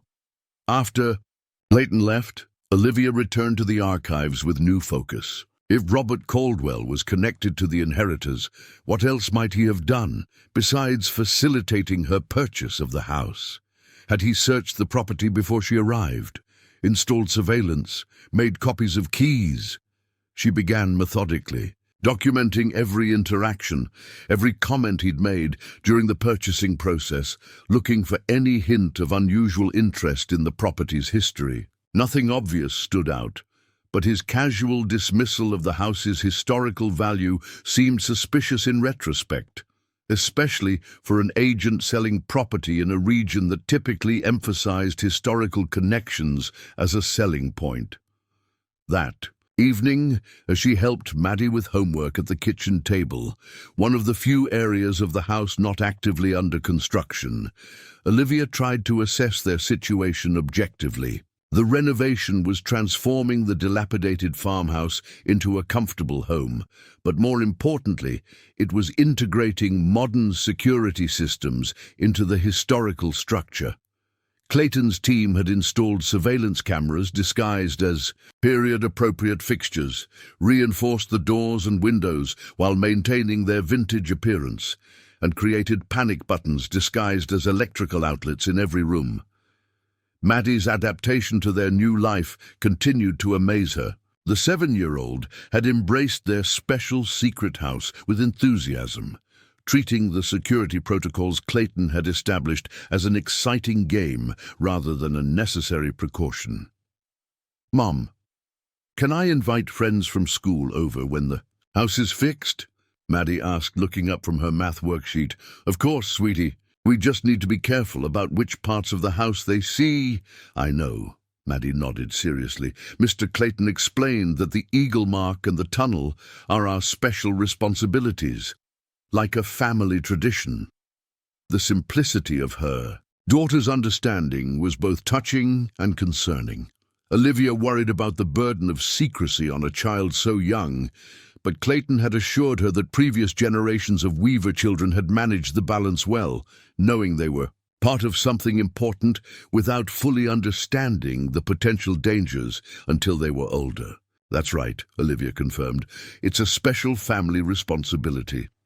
The words felt strange, yet increasingly true. Whatever complicated circumstances had brought them to this house, they were now part of its legacy, caretakers of a trust that stretched back to the nation's founding. Saturday arrived with clear autumn skies and a crispness in the air that hinted at the approaching Vermont winter. Olivia dressed carefully for the Sentinel gathering, following Clayton's guidance to choose clothing that was formal but not flashy. Tradition values dignity over display, he'd explained. The silver insignia pendant rested against her collarbone, now a familiar weight she wore daily. She'd begun to understand its practical function as well as its symbolic meaning. The specific arrangement of stars and eagle features did indeed create a template that, when properly aligned with certain documents, revealed hidden text. The azure craftsmanship was remarkable, especially considering it dated to the 18th century. Clayton arrived at dusk in an unmarked SUV, accompanied by a friendly young woman named Tessa who would stay with Maddie.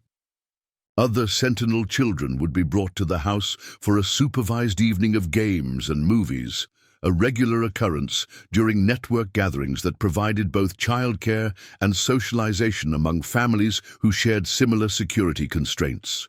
"Ready?" Clayton asked, as they drove away from the farmhouse, heading deeper into the Vermont countryside.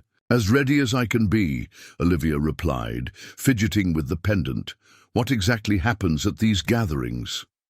"It's part business meeting, part ceremony. The current Sentinels, 12 active throughout the Northeast, report on their observations, share intelligence, and discuss patterns. Then we'll have your formal installation, where you'll take the Sentinel oath and be officially recognized as Eleanor's successor." "An oath? That sounds medieval." Clayton smiled slightly. "The tradition dates to 1776, so not quite medieval. But yes, there's a ceremonial aspect that might seem archaic. The Sentinels value these continuities. They create connections across generations, remind us that we're part of something larger than ourselves." The gathering location proved to be a secluded estate hidden behind wrought iron gates and dense trees, a majestic colonial-era mansion that had been modernized while preserving its historical character. Security was discreet but thorough. Olivia noted cameras disguised as decorative elements and what appeared to be motion sensors integrated into the landscape lighting. Inside, about 20 people mingled in a spacious drawing room. They ranged in age from late 20s to elderly, dressed conservatively but elegantly. Nothing about them screamed covert intelligence network. They looked like professors, executives, and professionals attending a dinner party. "Most of them are descended from original Sentinel families," Clayton explained quietly as they entered. "The responsibility tends to pass through bloodlines, though not always. What they share is absolute commitment to the mission. The same vigilance that began during the Revolution." An elderly gentleman approached, leaning on a handsome walking stick. "Clayton! And this must be our new Weaver Sentinel." His eyes, bright and alert despite his age, assessed Olivia with keen interest. "Jonathan Pierce, Sentinel Emeritus from the Boston Network. I knew Eleanor for 60 years. We trained together in the 50s.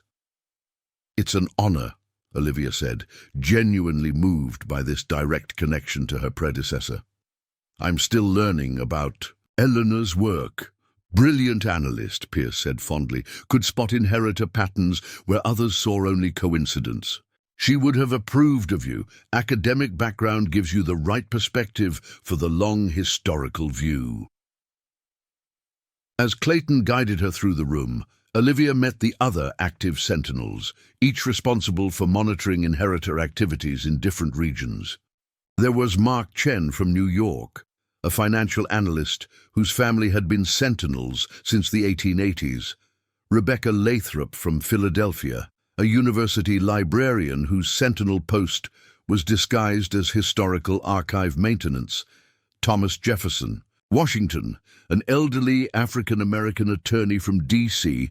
whose ancestor had begun as a sentinel during Reconstruction. What struck Olivia most was how ordinary they seemed, while simultaneously carrying extraordinary responsibilities. They asked about her academic background, Maddie's adjustment, the farmhouse renovation.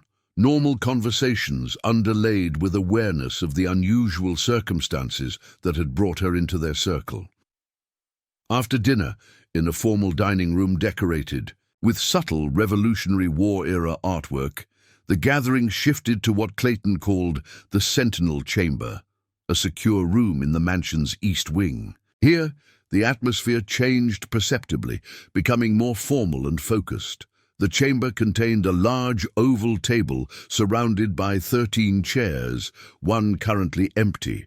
The walls held framed documents, maps, and what appeared to be coded messages from various historical periods. At the head of the table stood a simple wooden podium bearing the now familiar eagle insignia. Clayton directed Olivia to the empty chair, then took a position near the podium. The other sentinels arranged themselves around the table with practiced efficiency, each placing a medallion similar to Olivia's pendant on the table before them. The Northeast Sentinel Network convenes in the tradition established in 1776, Clayton announced formally. We gather to share intelligence, identify patterns, and maintain the vigilance entrusted to us by our founders. What followed was essentially an intelligence briefing, but unlike any Olivia had imagined.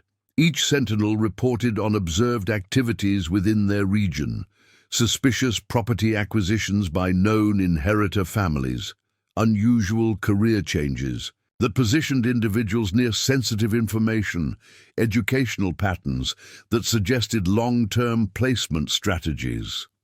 Rebecca Lathrop from Philadelphia noted increased interest in cryptographic history among students connected to inheritor lineages. 3 doctoral candidates from known families, all suddenly focused on Revolutionary War-era encryption methods. They've requested access to restricted collections at multiple universities.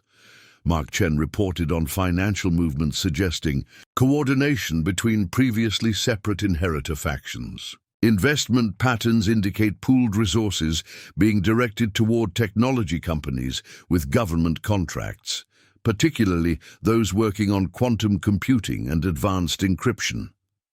Thomas Washington described subtle pressure being applied to judicial nominees with potential oversight of intelligence operations.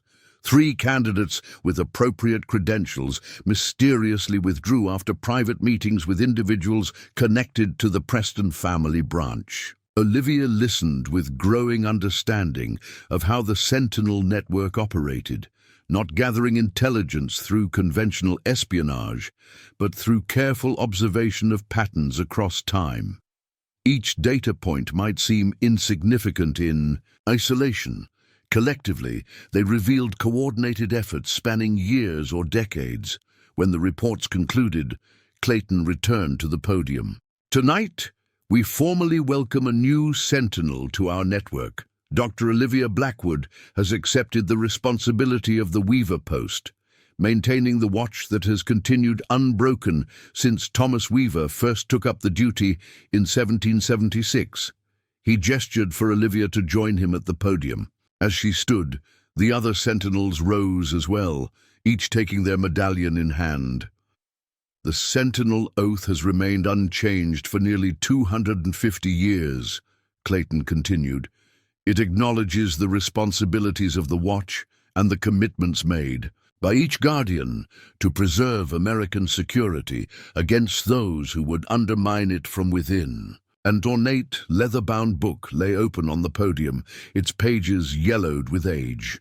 The oath was handwritten in elegant script, with signatures filling the margins and continuing onto additional pages added over centuries. Place your right hand on the book and your left hand on your medallion, Clayton instructed quietly. As Olivia complied, the solemnity of the moment struck her fully. She was joining a lineage that stretched back to the Revolution, adding her name to a document that bore the signatures of sentinels who had maintained their watch through the Civil War, the World Wars, the Cold War, and into the modern era. "Repeat after me," Clayton said.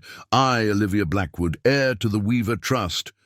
The oath itself was surprisingly straightforward, a commitment to maintain vigilance against internal threats, to preserve the Sentinel archives, to protect the cipher, keys that unlocked historical intelligence, and to pass the responsibility to a worthy successor when the time came. Nothing about absolute secrecy or blind loyalty to government agencies, just a clear-eyed promise to continue a necessary watch.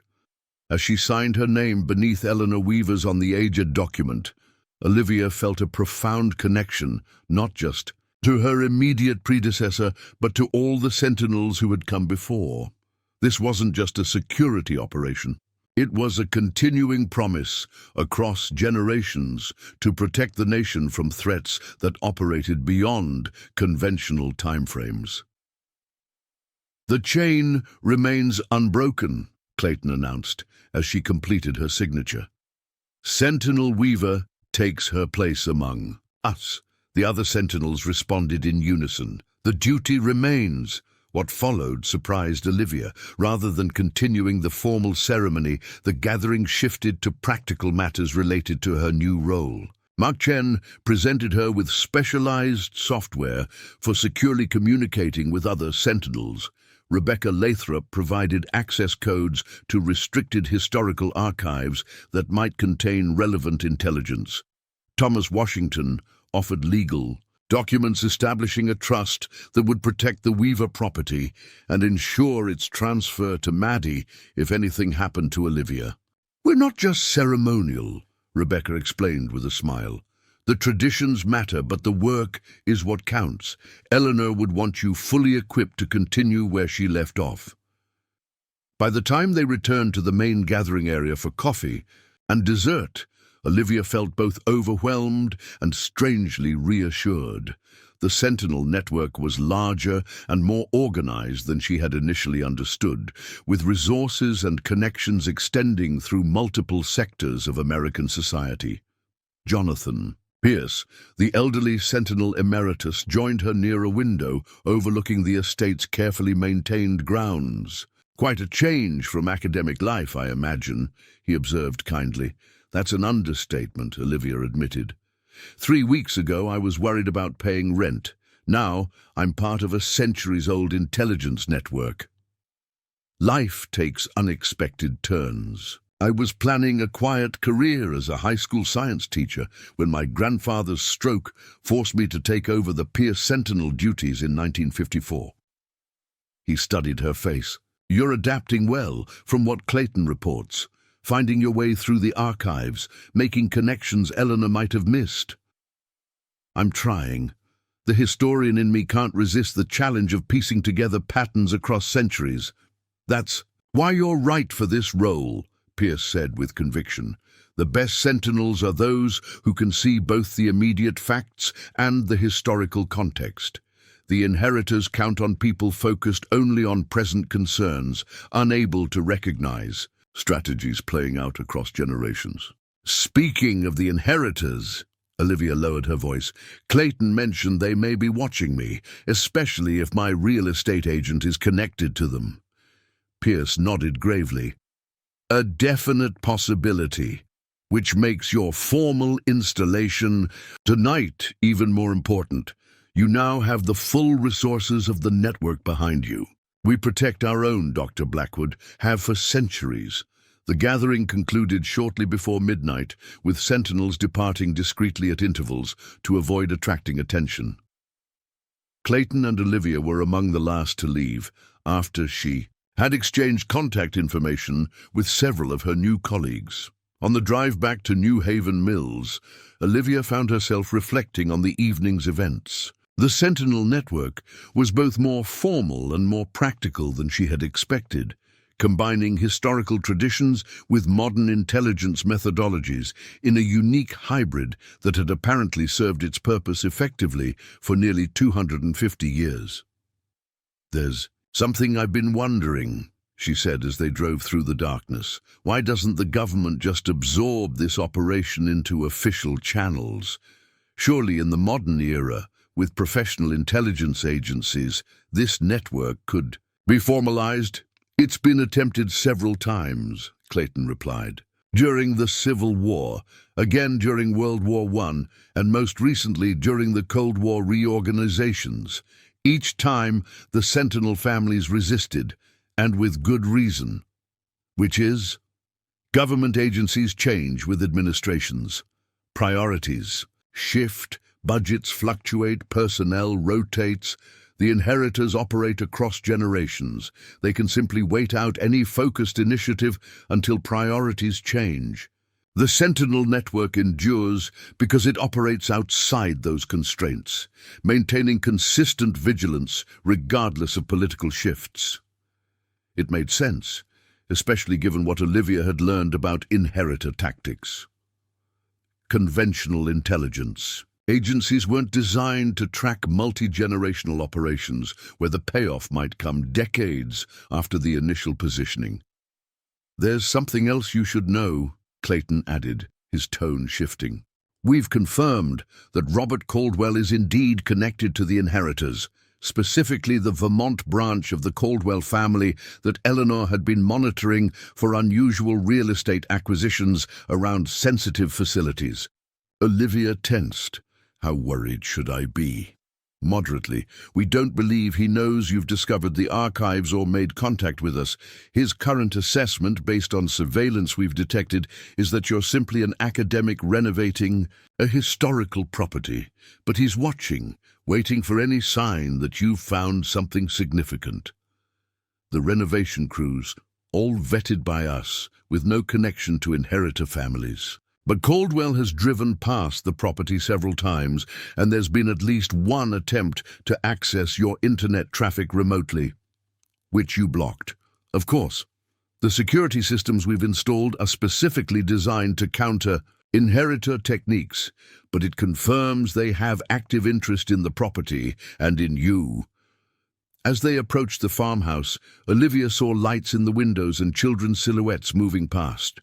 The normalcy of it, kids playing games on a Saturday night, contrasted sharply with the evening's events and revelations.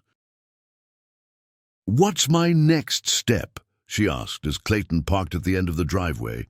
"Continue your analysis of Eleanor's recent files. Focus on the connections between the inheritor's interest in Deputy Director Marshall and the increased activity around cryptographic research. There's a pattern there we haven't fully decoded yet." He handed her a secure phone, a slim device that looked like a standard smartphone but presumably contained significant security modifications. "This connects directly to the Sentinel network and to me. Use it for all operation-related communications." Inside, Maddie and 3 other children were engaged in an elaborate board game under Tessa's supervision. Judging by the empty pizza boxes and ice cream containers, the evening had included plenty of treats. Maddie ran to Olivia with an excited hug, chattering about her new friends and asking when they could visit again.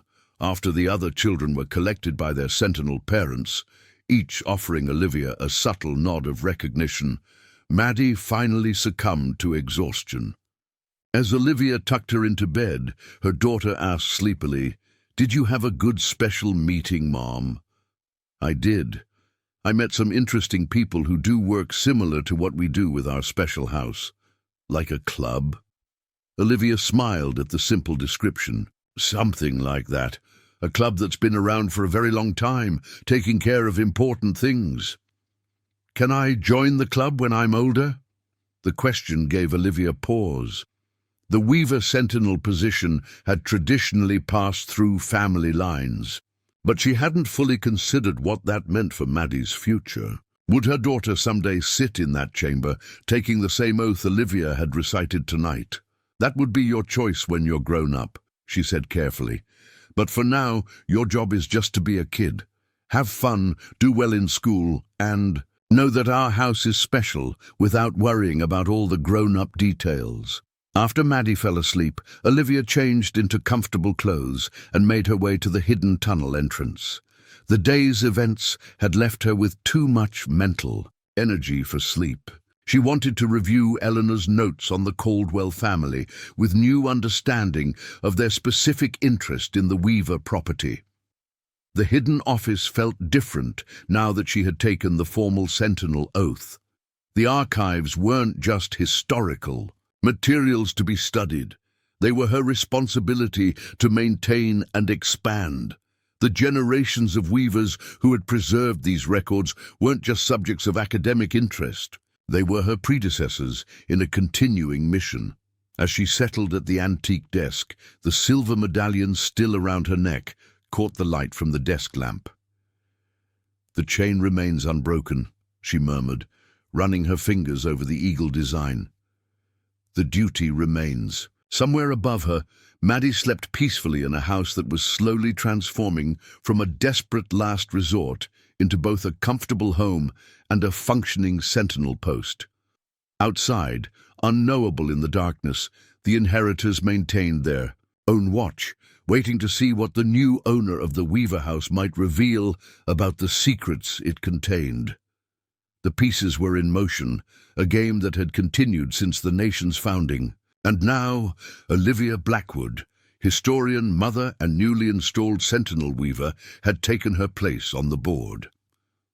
3 months after her formal installation as a Sentinel, Olivia stood in her newly renovated kitchen, marveling at the transformation. The once dilapidated farmhouse had been meticulously restored, blending historical accuracy with modern conveniences, and concealed security systems. Period-appropriate crown molding now hid surveillance cameras.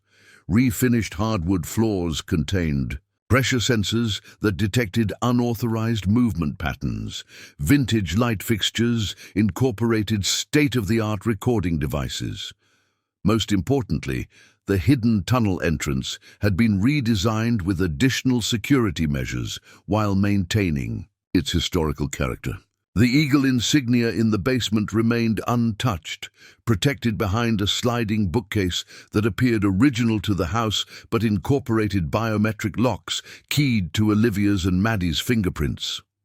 "Hot chocolate's ready," Olivia called, pouring the steaming liquid into mugs topped with whipped cream. Outside, snow blanketed the Vermont landscape, transforming the property into a picture-perfect winter scene. Maddie bounded into the kitchen, her face flushed from decorating the Christmas tree in the living room. At her side trotted the newest addition to their household, a German shepherd named Sentinel, Senti for short, who had been specially trained as both a family pet and a security asset. Clayton had delivered the dog 2 weeks earlier, explaining that Weaver Sentinels had traditionally kept trained guard dogs dating back to the Revolutionary War. "Can I take mine in the secret room?" Maddie asked, carefully grasping her mug. "I want to finish reading the book Mr. Washington gave me."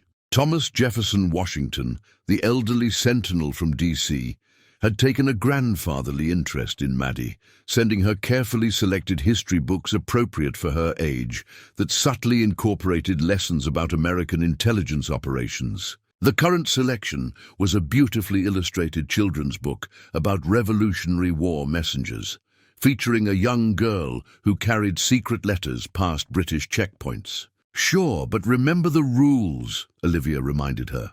"No food or drinks near the archived materials. Stay in the reading nook Clayton had created specifically for Maddie, and always secure the entrance when coming or going." As her daughter and the dog disappeared through the now seamless secret passage, Olivia felt a moment of maternal doubt. Was it right to allow Maddie such casual access to what was essentially an intelligence facility? But Clayton and the other Sentinels had assured her that integrating children into appropriate aspects of Sentinel work was tradition, and indeed necessary for the eventual transfer of responsibilities. The best guardians are those who grow up understanding the importance of what they protect, Jonathan Pierce had told her, not burdened with adult concerns, but gradually acclimated to the responsibilities they may one day assume. Olivia's secure phone buzzed with an incoming message from Clayton. Development in Marshall case. Need your analysis of historical patterns. Available for video conference in 30 minutes? Her part-time teaching position at the local college had concluded for the semester, leaving her fully focused on sentinel duties during the winter break. Over the past months, she had developed a methodology that combined her historical expertise with the Sentinel Network's intelligence gathering, identifying patterns in inheritor activities by comparing current operations to historical precedents documented in the Weaver archives. After checking that Maddie was comfortably settled in, the reading nook with Senti lying protectively at her feet, Olivia prepared the hidden office for the video conference. Clayton had upgraded the technology while preserving the room's historical character. A large monitor now rose from the antique desk when needed, and high-speed secure internet connected the isolated space to the Sentinel network. Clayton's face appeared on screen precisely on schedule, his expression more serious than usual. "We've identified the reason for the inheritor's interest in Deputy Director Marshall," he began, without preamble. "The NSA is implementing a new quantum-resistant encryption system for all government communications, completely redesigning our cybersecurity infrastructure. Marshall is the project lead." Olivia immediately grasped the implications. If they could influence the design or implementation, they could potentially build in backdoor access to our most sensitive communications. "For decades to come," Clayton confirmed. "It's the ultimate long-game strategy. Compromise the basic security infrastructure rather than trying to penetrate individual systems." "What's the timeline?" "Initial deployment begins in 3 months. The inheritors have accelerated their approaches to Marshall. They're no longer being subtle. His daughter's piano teacher, Jennifer Ryerson, has introduced him to her uncle, Alexander Preston, who conveniently shares Marshall's interest in Civil War history." Olivia recognized both names from Eleanor's files. Ryerson and Preston are both core inheritor families. They wouldn't reveal such direct connections unless they were making their final move. "Exactly. Our surveillance indicates a planned weekend retreat at Preston's Virginia estate 2 weeks from now. Marshall has accepted the invitation. Apparently Preston has an extensive collection of Civil War artifacts that would appeal to Marshall's interests." "It's their version of a safe house," Olivia realized. "Get him away from normal security and protocols, surrounded by inheritor personnel, create a pressure point or compromise scenario." She turned to the archival materials she'd been reviewing. "I've seen this pattern before. The 1962 operation with the Defense Department cryptographer, Weaver. Archives document an almost identical approach." She quickly outlined the historical case, an inheritor operation where a key government cryptographer had been invited to a private estate, then subjected to a carefully orchestrated compromise involving a staged romantic encounter and apparent classified document theft. The victim had been pressured to incorporate inheritor-designed modifications into military communication systems. "The parallels are striking," Clayton agreed, "but we need more than historical patterns. We need actionable intelligence on exactly what they're planning for Marshall. His security clearance and position make him virtually untouchable through conventional means." Olivia hesitated, then shared an insight that had been forming as she studied Eleanor's methods. "I think I see a potential approach." Eleanor's notes show that when monitoring inheritor operations, she often identified what she called peripheral vulnerabilities, not the primary operatives, but support personnel who might have critical information without the same level of security awareness. "Go on." "Preston will need staff for this weekend retreat. Household employees, catering, possibly additional security. If the Ryersons and Prestons are coordinating this operation, they'll Use trusted people, likely with familial connections, to maintain secrecy. Understanding dawned in Clayton's expression. And those support staff might be documented in the Weaver archives as connected to previous operations. Exactly. Eleanor tracked not just the primary inheritor families, but their extended networks, cousins, in-laws, long-time employees, people who might not appear on official intelligence radar, but who support inheritor operations in essential ways. Start with the Preston household staff records. Eleanor would have maintained surveillance on key properties. For the next several hours, Olivia immersed herself in the archives, occasionally checking on Maddie, who had moved from reading to drawing detailed pictures of what she imagined Revolutionary War messenger routes looked like. The depth of Eleanor's documentation was impressive. Meticulous records of household staff at various inheritor properties, including previous security arrangements for sensitive meetings. By evening, Olivia had compiled a comprehensive analysis, identifying the most likely scenario and potential pressure points for disrupting the operation. The Preston estate routinely employed catering staff from a company owned by distant Ryerson relatives, ideal for introducing operatives with minimal security scrutiny. Previous hosted events suggested they might use a specific security contractor with concerning foreign connections. Most significantly, Eleanor had noted that Alexander Preston's personal valet, a position requiring intimate access and trust, was Michael Caldwell, nephew of Robert Caldwell, the real estate agent who had handled the Weaver house sale. The Caldwell connection closes the circle, Olivia told Clayton during their follow-up call.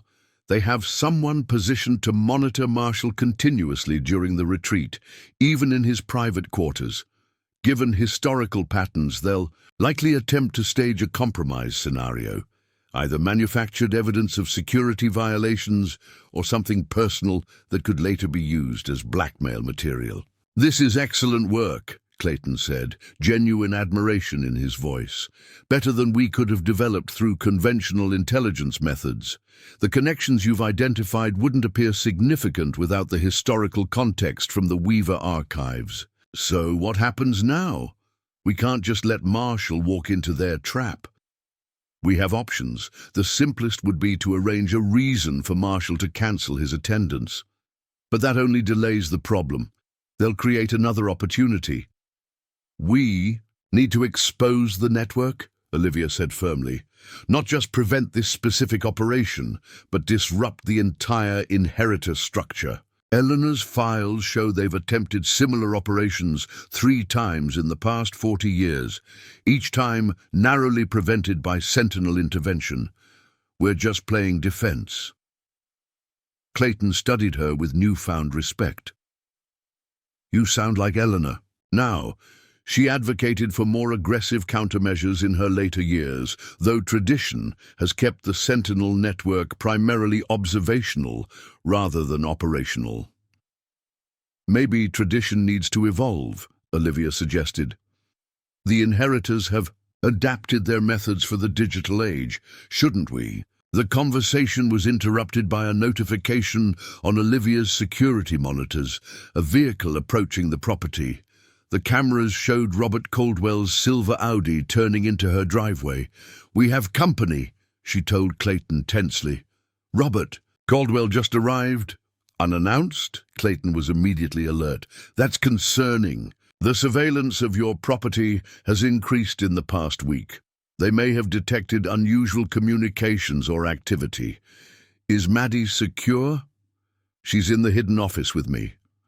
Olivia checked the exterior camera feeds.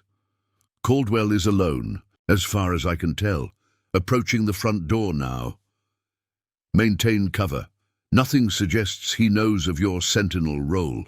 He likely sees you as a potential information source about the property, perhaps testing whether you've discovered anything significant. I'm activating the response team regardless, but they're 30 minutes out. Keep the conversation casual. Learn what you can about his interest." After ensuring Maddie would remain in the hidden office with Senti, Olivia made her way upstairs. mentally rehearsing her role as a naive academic, renovating a historical property. The doorbell rang just as she reached the main floor. "Mr. Caldwell," she greeted him with carefully calibrated surprise. "This is unexpected." The real estate agent smiled apologetically, brushing snow from his coat. "Dr. Blackwood, I'm sorry to drop by unannounced. I was showing a property nearby and thought I'd check how the renovation is going. The transformation is remarkable. The old place finally has the care it deserves." "Thank you. We've grown quite attached to it," Olivia said, allowing him into the entryway, but not inviting him further. "Though I'm surprised by your continued interest. The sale was finalized months ago." "Professional pride," he explained smoothly. "When you've been selling properties in a community as long as I have, you develop attachments to certain special buildings. The Weaver House has always been unique." His gaze moved past her, scanning what was visible of the interior. Assessing the renovation, or looking for signs of discovered secrets. "I understand you're a historian," he continued. "Has the house yielded any interesting historical insights? Old houses often contain surprising artifacts." The pointed question confirmed Olivia's suspicions. This was no casual visit from a inconscientious real estate agent. Caldwell was fishing for information about what she might have discovered. "Nothing particularly noteworthy," she replied with a casual shrug. "Some old journals with household accounts, a few family photographs. The previous owners seem to have been rather ordinary people, which itself is interesting from a social history perspective. Not everyone leaves dramatic marks on history." Caldwell nodded, but his eyes continued their careful assessment. "Indeed. Though sometimes ordinary-seeming people harbor extraordinary secrets. The Weaver family had quite deep roots in this community, arrived before the Revolution, if I recall correctly." "Speaking of history," Olivia said, deciding to test his knowledge, "I came across a strange symbol carved in the basement. Looks like an eagle with stars. Do you know anything about it? Some kind of family crest, perhaps?" The almost imperceptible tensing of Caldwell's shoulders confirmed he knew exactly what she was describing. "I can't say I do. The basement wasn't part of the property inspection. Structural concerns, you understand. Perhaps a patriotic decoration from the Revolutionary era? Eagle symbols were popular then." "Probably," Olivia agreed lightly. "My daughter thinks it looks like a secret code. Children and their imaginations. Children often see things adults miss," Caldwell remarked. "How is your daughter adjusting to rural life after Boston?" "Quite a change, I imagine." The casual mention of Maddie sent a chill through Olivia. Had they been investigating her background that thoroughly? "She's thriving," Olivia said, allowing maternal pride to cover her unease. "Made friends at school. Loves exploring the property. Speaking of which, I should check on her. She's working on a school project upstairs." Taking the hint, Caldwell moved toward the door. "Of course I won't keep you. By the way, I'm hosting a small gathering next. Weekend for local property owners, just a casual winter social. You and your daughter would be most welcome. A chance to meet more neighbors." "That's kind, but we've already made plans to visit friends in Boston," Olivia lied smoothly. "Perhaps another time." "Of course, the invitation stands whenever you're available. The local historical society meets at my home monthly as well. We'd love to have someone with your expertise join us." After assurances that she would consider future invitations, Olivia finally ushered Caldwell out the door. She watched through the security-enhanced windows as he drove away, noting that he paused briefly at the end of the driveway, likely taking photos or making observations about the property. Returning to the hidden office, she found Maddie contentedly working on an elaborate drawing while Senti maintained his watchful position beside her. "Was that a visitor, Mom?" Maddie asked without looking up from her artwork. "Just the real estate agent who sold us the house, checking how the renovation is going. Is he one of the people Mr. Clayton says we need to be careful around? Olivia sometimes forgot how perceptive her daughter was. Yes, sweetie, but we're being smart and careful, just like we promised Mr. Clayton. She reconnected with Clayton via secure video, bringing him up to speed on Caldwell's unexpected visit. He's definitely testing you, Clayton confirmed. The mention of the basement insignia and the pointed questions about historical discoveries suggest they suspect you may have found something significant, but aren't sure what or how much you understand. And the sudden interest in Maddie, concerning but not necessarily threatening yet. Standard intelligence gathering, identifying your vulnerabilities and connections. Clayton's expression turned grave, but it confirms they're focusing attention on you specifically, not just the property. The timing suggests it's connected to the Marshall operation. They may be checking potential loose ends or surveillance points before proceeding with their final approach. So, what's our next move? Olivia asked, glancing at Maddie to ensure. She was absorbed in her drawing and not following the conversation. 2 parallel tracks. First, enhanced security for you and Maddie. Additional personnel in the area, monitoring of all approaches to the property, escort protocols for Maddie's school transportation. And the second track. We use their interest in you to our advantage. If they believe you may have discovered something about the house but aren't sure what or how much you know, that gives us leverage. Clayton's expression shifted to something harder, more operational. I think it's time for a more aggressive approach, as you suggested. Not just preventing the Marshall operation, but dismantling the inheritor network that's been patiently building toward this moment for decades. How? By making you the bait.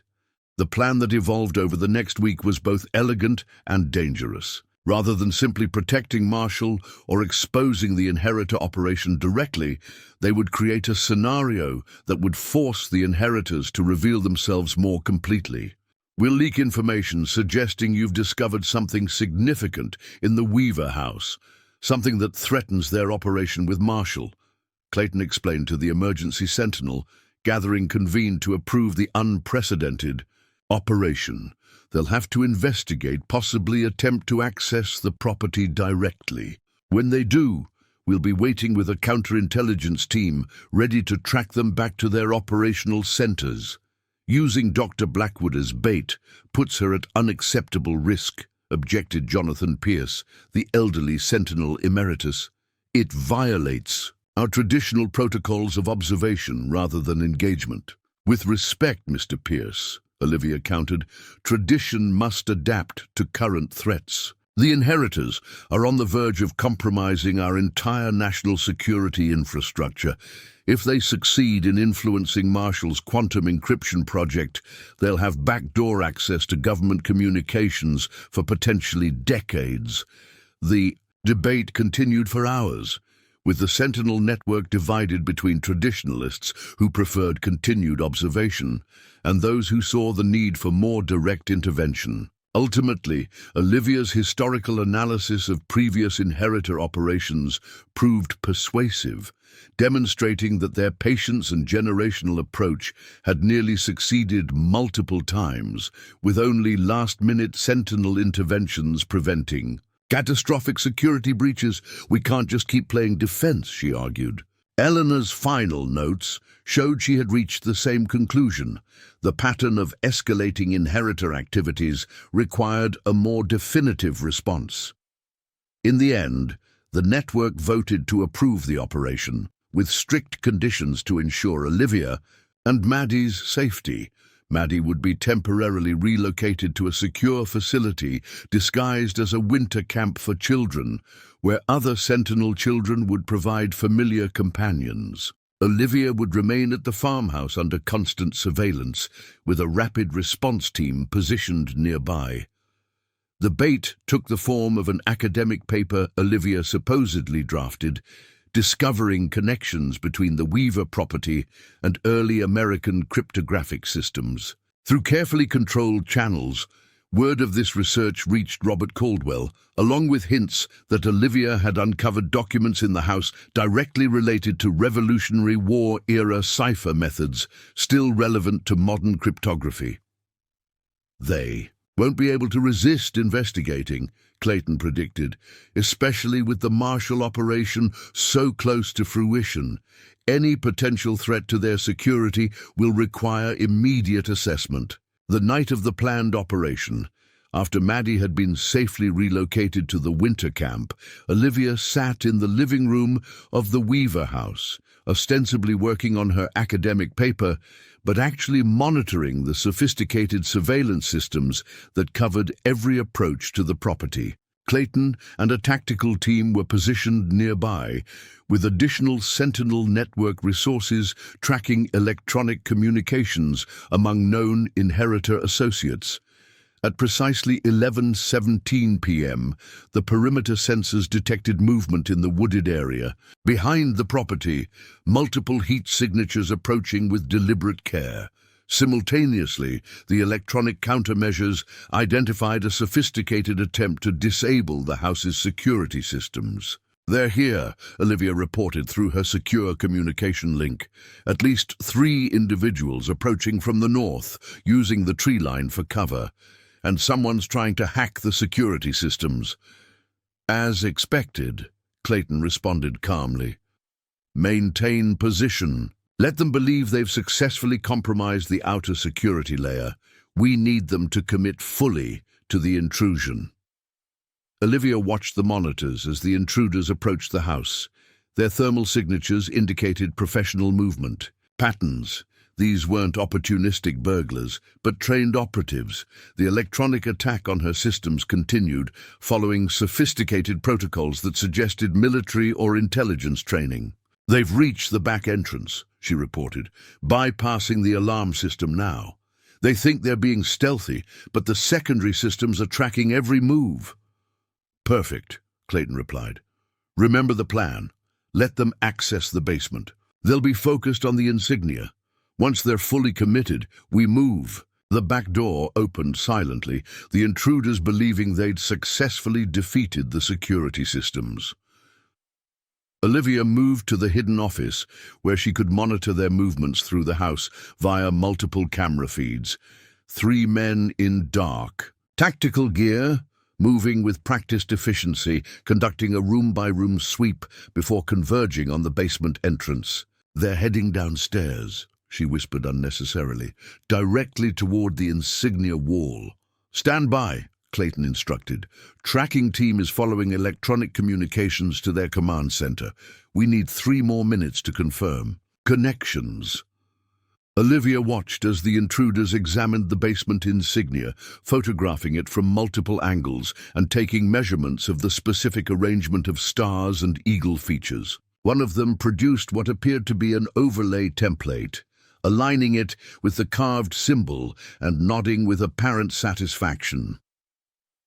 "They're using some kind of cipher key," she reported. "Similar to how the Sentinel medallion works as a template." "That confirms their objective," Clayton replied. "They want the complete cipher system, both their inherited template and the original carved key. 2 minutes more." The lead intruder began examining the wall around the insignia, apparently searching for hidden compartments or additional markings. His movements became increasingly urgent, suggesting they were working against a deadline or specific instructions. "Connections confirmed," came Clayton's voice suddenly. "Operation centers identified in 3 locations. Teams moving in now. Prepare for our entrance in 30 seconds. The next moments unfolded with choreographed precision. As Clayton's tactical team breached the house from multiple points, the intruders attempted to flee, but found every exit covered. Simultaneously, coordinated raids hit inheritor operation centers in Virginia, New York, and locally in Vermont, including Robert Caldwell's residence, where electronic communications equipment linked directly to the team in Olivia's basement was discovered. By dawn, the full scope of the operation's success became clear. The Sentinel Network, working with carefully vetted federal counterintelligence units, had apprehended 27 inheritor operatives and seized documentation revealing the full extent of their planned approach to Deputy Director Marshall. Most significantly, they'd recovered evidence confirming the multi-generational nature of the inheritor network, family trees, training protocols for children, and strategic placement plans spanning decades. The patient, long-term operation that had functioned in the shadows since the Revolutionary War had been exposed to the light. "It's not the end of the inheritors," Clayton cautioned during the debriefing at Sentinel headquarters. "An organization with roots this deep will have contingency plans, dormant cells, operatives we haven't identified, but we've disrupted their most significant operation in decades and compromised their core leadership structure." "And Marshall," Olivia asked, "briefed on the situation and cooperating fully. The quantum encryption project will proceed with additional security protocols and oversight." Clayton smiled slightly. He's quite interested in the historical aspects of the case, particularly the connection between Revolutionary War intelligence methods and modern security vulnerabilities. I suggested he might benefit from consulting with a certain historian specializing in early American intelligence networks. 2 days later, Olivia was reunited with Maddie, who returned from winter camp full of stories about new friends and exciting activities, blissfully unaware of the operation that had unfolded in her absence. As they settled back into the farmhouse, now significantly more secure after its role in exposing the inheritor network, Olivia reflected on the extraordinary journey of the past few months. She had arrived as a desperate, unemployed single mother with $17 in her checking account and no prospects beyond a dilapidated farmhouse purchased as a last resort. Now she was Sentinel Weaver, carrying forward a tradition that stretched back to the nation's founding, using her historian's training and maternal instincts to protect American security against threats that operated beyond conventional timeframes. The following spring, as Vermont emerged from winter's grip, Olivia stood in the garden behind the Weaver house, watching Maddie play with Senti on the greening lawn. The renovations were complete, transforming the property into both a comfortable family home and a functioning sentinel post. Her academic position at the local college had expanded to include specialized research grants, providing legitimate cover for her sentinel activities. Clayton joined her, having arrived for their weekly briefing on inheritor monitoring. In the aftermath of the operation, the Sentinel Network had evolved its protocols, maintaining its traditional vigilance while adopting more proactive countermeasures against identified threats. "The house suits you," he observed, noting the restored exterior and carefully tended grounds. "Eleanor would be pleased." "It's become home," Olivia acknowledged, "in ways I never expected when I first saw it. What started as desperate necessity has become purpose. The best sentinels often find their way to the role through unexpected paths," Clayton said. "It ensures fresh perspective, prevents the network from becoming too insular or rigid in its thinking." They watched as Maddie discovered a spring flower pushing through the soil near the old maple tree, her delight at this small miracle of renewal evident in her excited calls for her mother to come see. "Will she become a sentinel?" Olivia asked quietly. "Is that inevitable given our situation?" Clayton considered the question carefully. "Nothing is inevitable. The sentinel tradition has always respected choice, children raised with awareness of the responsibility, but free to accept or decline when they reach maturity. Some Weaver descendants chose other paths, which is why the mantle sometimes passes to distant branches of the family." He gestured toward Maddie. "But she has qualities that suggest she would make an excellent guardian if she chooses that path. Curiosity, attention to detail, natural discretion about the house's secrets. The same qualities that have made you so effective in the role.